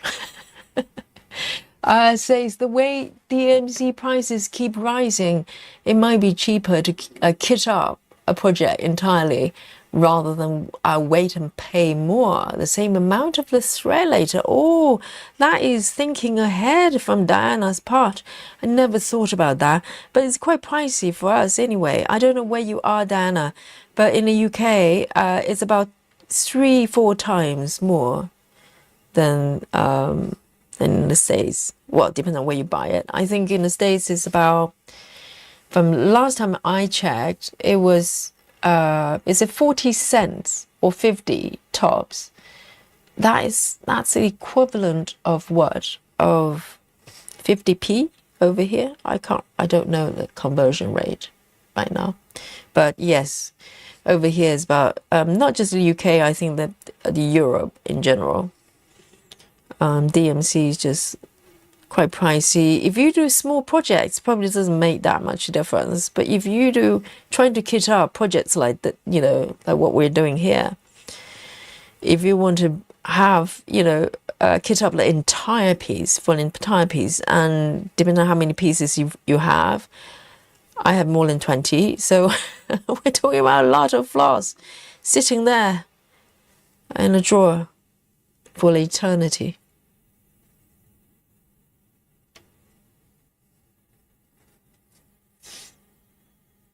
Collin says they only have 100 grams in 310, only 100 grams.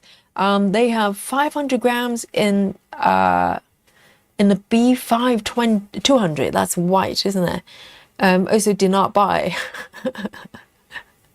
Well, it's Christmas. You might be stitching some snow very soon. Right. I've never come across, you know, craft shops here selling cones. I didn't even know that it was a thing until I joined this chat.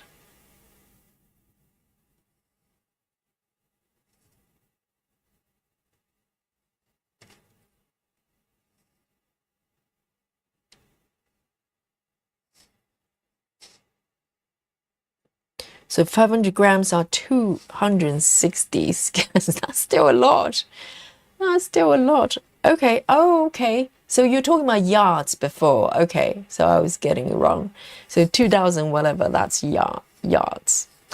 So 500 grams is 260. So it's about 6, 7, 8 times. I can't count.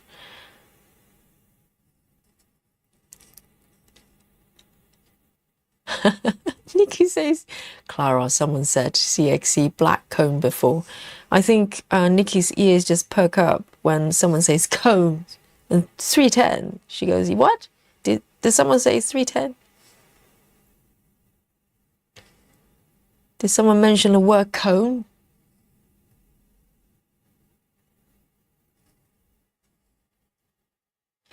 Janine says 66 cents now in the US. I think in the UK you can probably get them under £1 in some places. The majority of places you go, if you go to retail shops, majority of them are selling it between £1.20 to up to £1.50 or £2. I think sometimes it varies with colors. I don't know why they do that. Some colors might be slightly more expensive, but £1.50 is probably the regular price. Maybe it's higher now. I haven't checked for a long time in physical shops. But online you can probably get just under £1. Well, it's £1 really. So it's about double the price, I think.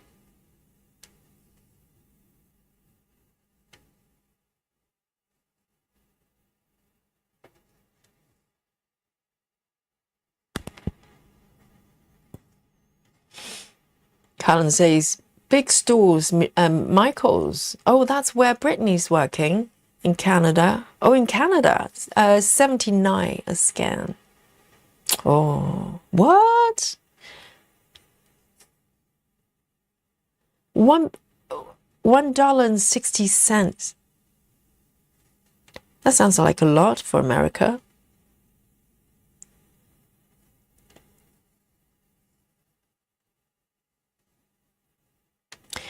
Nikki says probably need a CXC cone for 3865. Is that white? That sounds scary. Is it? You need a cone full of white stitches for Christmas house too? I'm scared. Okay. But hopefully I won't need to worry about the snow till next year. Because this year I'm aiming to finish the panda panel. And maybe move a little bit to teddy if I have, time. I'm doing quite well with that piece, so maybe I will. I'm trying to say, stay away from the snow for this year, for my fainting heart.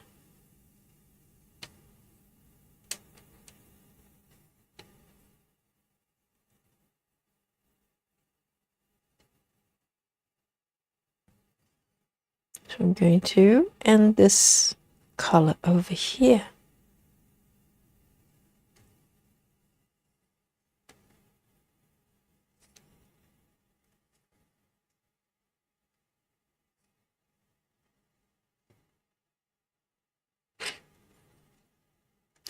Did someone say smuggling? Exactly.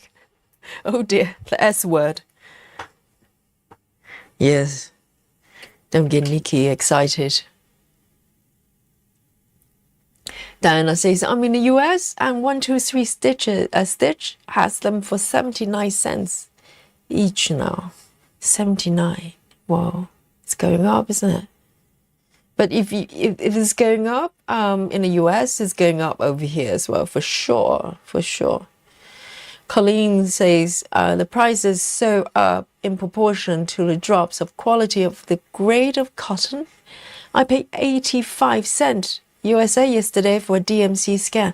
Oh, it is going up, isn't it? Because I remember not very long ago when I started live streaming, and we had, quite a lot of discussions about prices of DMC in the US versus the UK. At that time, I remember someone mentioned like 45 cents or something, and that was just in the summertime, like June time. And now we're in November. It's up nearly double.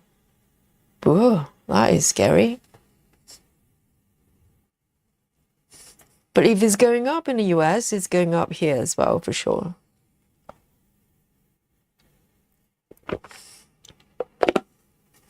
Janine says at one point it was 29 cents. When was that? 1979, Janine?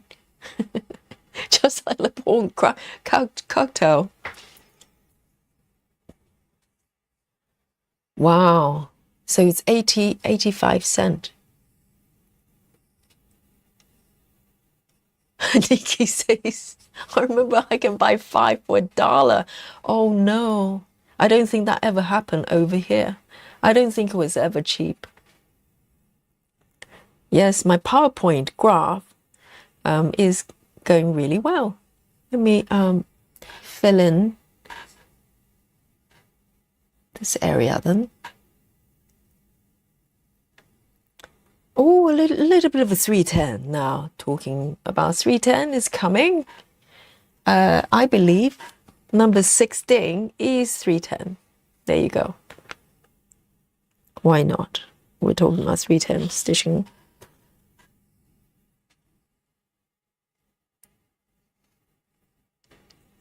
Collin says the days when they were 10 cents US dollar. When was that? 1925? Collin.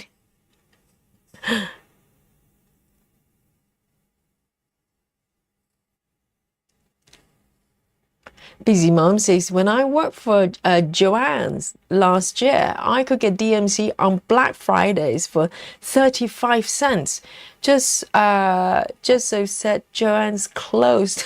Yes, yes, due to loss of profit. 39.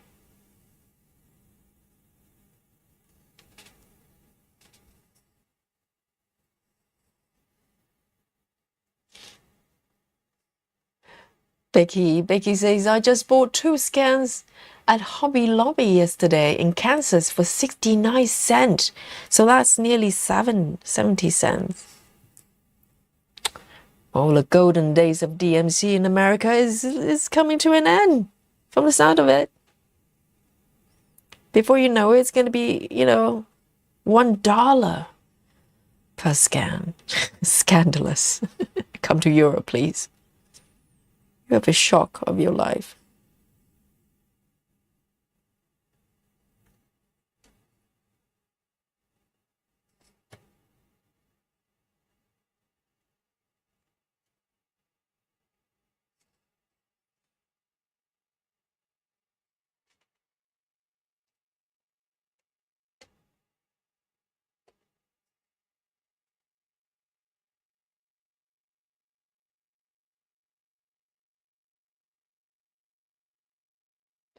Janine, do you think it's COVID though? Or is it a tariff thingy that's going on?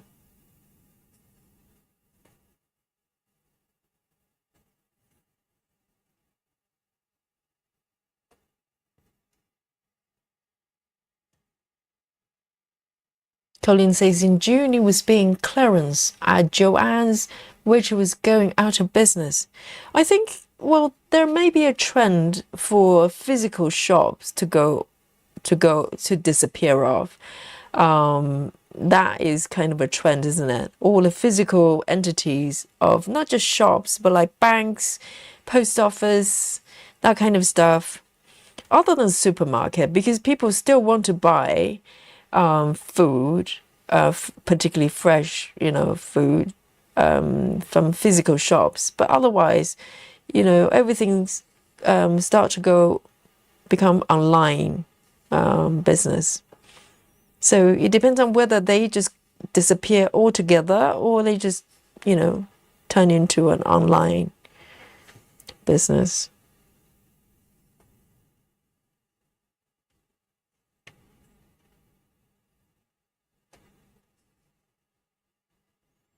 But I think there's a general trend of physical shops disappearing.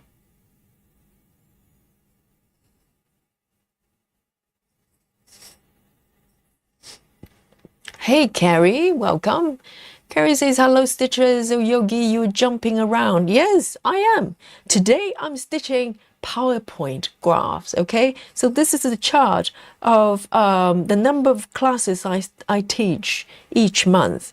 So this is going to be December. It's going to be a lot. And no, November is a lot and December will be a little bit less. And this is probably the beginning of the year. This is January. Everybody's coming back to classes. And, this is the graph I'm stitching.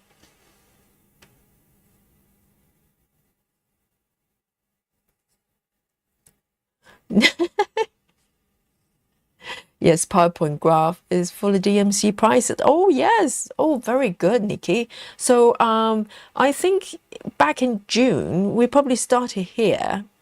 I don't know what this bit is. Oh, no, back in June, we start here, where everything's normal. And then suddenly, there you go. Ups and down a little bit. I'm not done with this graph yet. Everything's going to just go up. And this bit will probably go like that tall. That's the Christmas, And from next year, it's going to just go like that with DMC prices. Okay, brace yourself. Get the cones now. Just clear all the cones and get all your supplies before Christmas. Because, from next year, oh dear. I don't think my stitching is going to keep up with the graph. It's going to just go way up. It's going to go, there.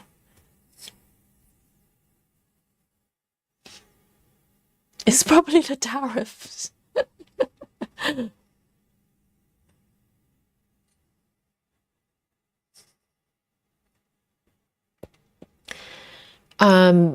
Betty says no DMC announced. A DMC announced a few years ago they were going to raise the price to get it nearer to what other countries pay, but they failed to realize she can walk away our wallet. Yes, I thought, because the last time when we talked about the price differences, because it doesn't make sense, you know, DMC is supposed to be French product, but we have spoken to French stitchers here on the chat here, and according to them it's equally expensive, even though it's supposed to be made in France. And also everyone in Europe, we are, you know, we have the similar prices as the UK here. And someone said because they had some sort of business deal with DMC or whatever, or Europe, so everything is just automatically cheaper in America, maybe because the market is so big. But yeah, maybe that's going to come to an end for whatever reason. Hey, Claudia, GeckoRouge, thank God I can read it, the handle, and says, hello, friend, sorry for being so late. Oh, another latecomer, seriously. Submit the full report, okay, Claudia? And she says, I'm working on a quick stitch of the old kitten, beautiful piece, yes. And Kitten by Hate. Yes, there is a quick stitch version of the piece, just like Kitty, gorgeous. And she's drinking my first eggnog for the season already. Yes, we're almost December anyway, so I think that's allowed. That's allowed. And I believe that it's a little bit boozy, right? It's got a bit of it's a brandy or something in there. That may be, you know, quite soothing. Hang on, am I here? Yes, I am here, and keep going up. Oh, yes, I lost my spot, but I know where I am now. Yes.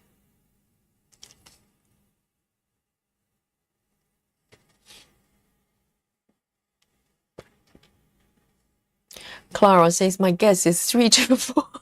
Is it that time already? Indeed. I'm making up for the last time today. Is it, you know what I mean? Yesterday we had a very short session, got cut off. But today we're doing good. So it's almost midnight here. I lost track of time.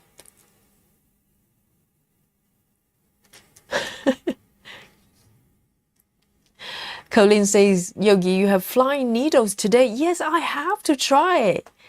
If you haven't seen what happened yesterday, you know, the stitch count. Oh, I don't know. I'm so happy that it was off the record. It was a little bit shocking, you know, but it was in sort of slow stitching in the purest form. Yes, that was what it was.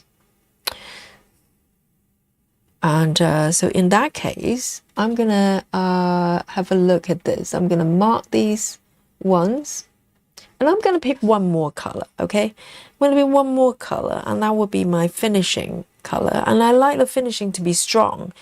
With my PowerPoint graph here, I am going to, I'll have a look. I'll end this one first, and I'll decide what to stitch. I mean, technically, this is a 310. I can just keep going. Why don't I do that? And this would signify the price of DMC for 2026. Okay, so here I come. So guys, this is these ones will be my final stitches. A little bit to go, and this is the where the DMC prices will be going. For the coming year. All right, guys, I'm sorry to end this way, but this is important for us to face up. This is what's happening with the 310 stitchers. They all have to get sort of, you know, cones maybe left over by companies going down, clearance, warehouse clearance before before they disappear, and get some cones, okay? 310 and some white ones, if you fancy a little bit of air stitching. All right, so this is where the DMC is going to go, guys. Collin says American stores knew they were taking a huge hit, and they're supposed to be over $1 a scan. They try to get you with add one at the register or other products. So whichever way, they're going to take $1, but they give you some sort of deal, like buy one, get a chocolate bar free, or something like that.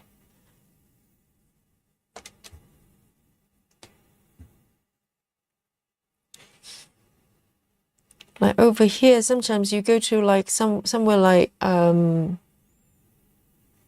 supermarkets or Boots, you can get like meal deal.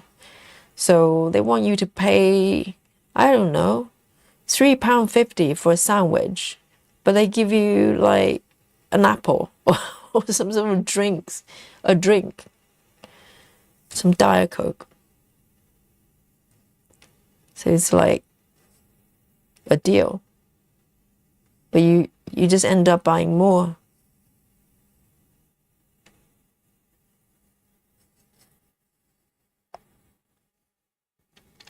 Janine says, that's why I decided to buy the Egyptian cotton from Painting Ferry for 30 cents each. I think, the price rising with this chart, you can see where DMC is going. It might just drive certain, stitchers to buy other brands. Because so far, DMC is trying to tell you they're be-all and end-all. It's high quality product, absolutely. But at the same time, I think a lot of stitchers feel like if you use other brands, it's almost like a cop-out, kind of like a knockoff, thread. And that's not true, because DMC, for one, a lot of people love CXC for the fullness of the coverage. And I love Egyptian cotton as well. I have stitching kits that come with Egyptian cotton. They are beautiful as well. A different kind of, you can feel the difference in the way you stitch, but I love it as well for different type of projects. So maybe it opens up opportunities for other brands, and to dilute the monopoly to a great extent in the stitching world, thinking everything needs to be DMC, it's like gold standard. Maybe it's a good thing for other brands and for some stitchers to open their heart and to try other brands as well. Maybe it's all for the best. So, DMC might go, well, we're no longer the monopoly, have the monopoly of the market. Maybe they need to think up and do something else. Drop the price. God knows. It's a fair game, isn't it? Market is a fair game. It's a balance between consumers and the suppliers, and you can only go so far with the prices before people start going, I'm out of this game. I'm going to try something else. You cannot just put the prices up all the time and expect me to buy from you. Oh, there you go. That's 2000. This is a forecast, DMC forecast for 2026, guys. All right then. So I'm gonna end my stitches here. And guys, you know how it works by now. There's regulars, and if you're new to the chat, we play a game at the end of every stream for you to guess my stitches. And today, very well, we have not got the stream is in one piece. How refreshing. And so you get to witness the stitching from the beginning to the end of the session. And there's some cunning stitches probably there, rewinding and watch replay right now. Try to count my stitches, okay? And or you can just come forward and come up with a wild guess. That's what I'll do. So 16 going back on my needle board there, and you have a few moments to come up with your numbers, okay? And it's a very simple game, guys. If you're new to the channel or the chat, have you just stumbled across the channel just 5 minutes ago, come forward, okay? You can come forward because there's no skills required. All you have to do is just put in a number, as you can see in the chat right now, and I'll give you a very quick recap of what I've been doing today, okay? Let me bring on our super duper Guess My Stitches machine. We didn't get to do it yesterday. I miss it. I think it's collecting dust even just overnight, so we need to get the machine going, okay? Let me boot up our super duper Guess My Stitches machine right here.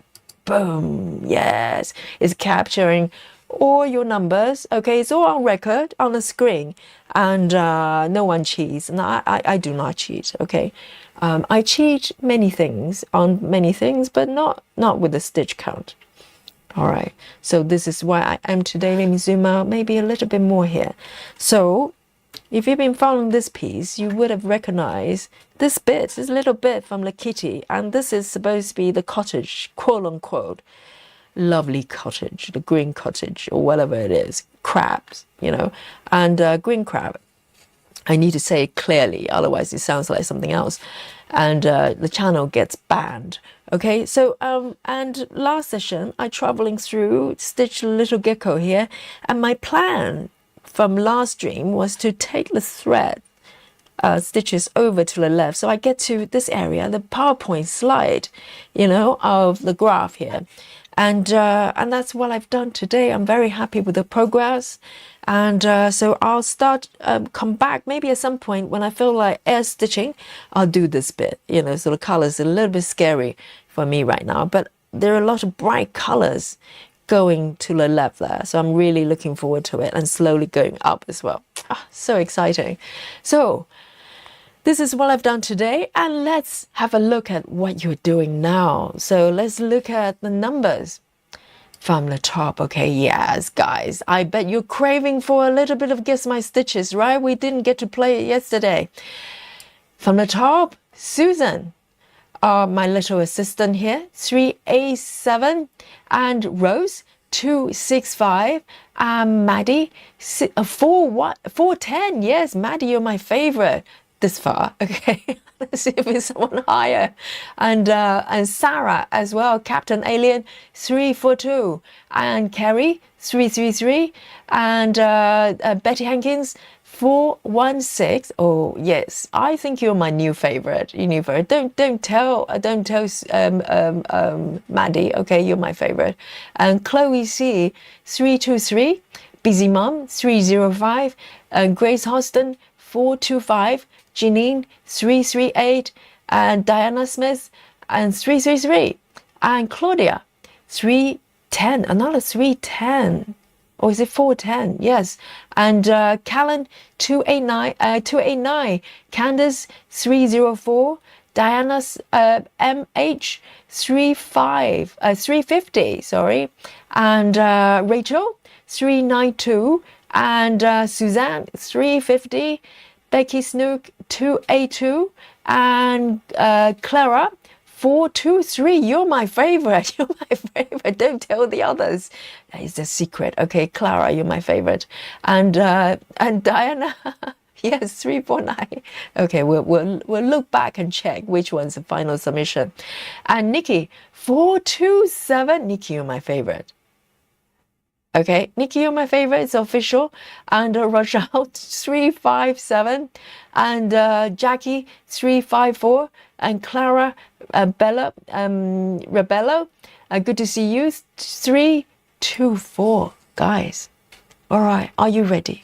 I know it's very exciting. Yesterday we didn't get to play. Are you ready to look at my app?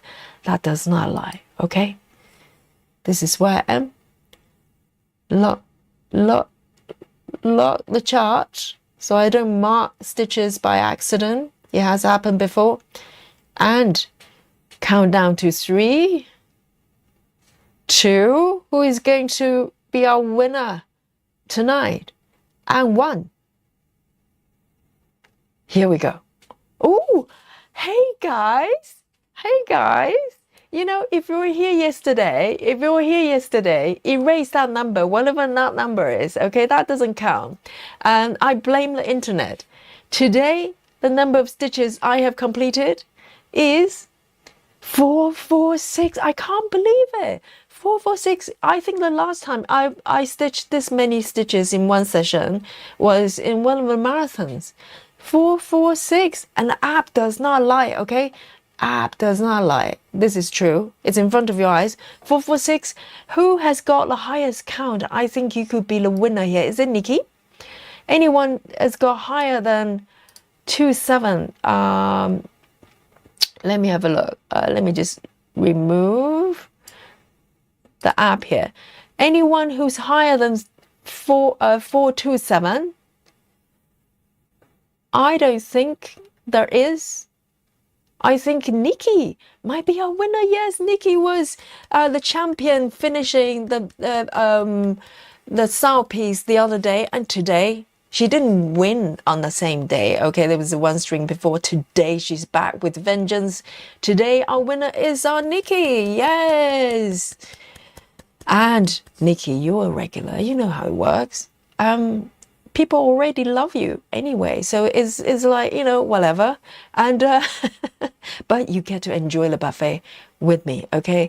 The buffet for the winners, and I win every night. So you get to enjoy the champions and buffet and the crowns. Yes, Nikki knows everybody loves her, so there you go. Oh, she's so blasé about it. It's like, give me some cones. That's it. That's all she cares. Now she's looking into CXC cones, I bet. And now, but you get to enjoy the buffet, enjoy the moment, Nikki. Okay, stop thinking about cones for a few moments and just enjoy the buffet. Look at this glorious feast in front of us. All right? Yes, congratulating Paul's festive stitching tomorrow. Yes, indeed, yes, I nearly forgot. Tomorrow, yes, festive stitching for tomorrow. And I'm coming back with the Christmas house too. And you are too, okay? So from the sleepy London town, Tuesday evening, Wednesday technically. Yes, I'm looking forward already for tomorrow's stitching with you, festive stitching. Oh, lovely. And so come join me tomorrow. And the internet seems to be okay. Yeah, thumbs up, thumbs up. So I'll see you tomorrow. And same time, same place. Well, maybe not exactly the same time. I will post the schedule and I'll see you here tomorrow with Yogi. Night-night, everyone. Night-night. Give me some Dolly love, some 99 love, particularly for the guys over here in the UK and Europe as well. Standing with me. Night-night, everyone. Good morning, good afternoon, and good evening. Nighty-night. Bye.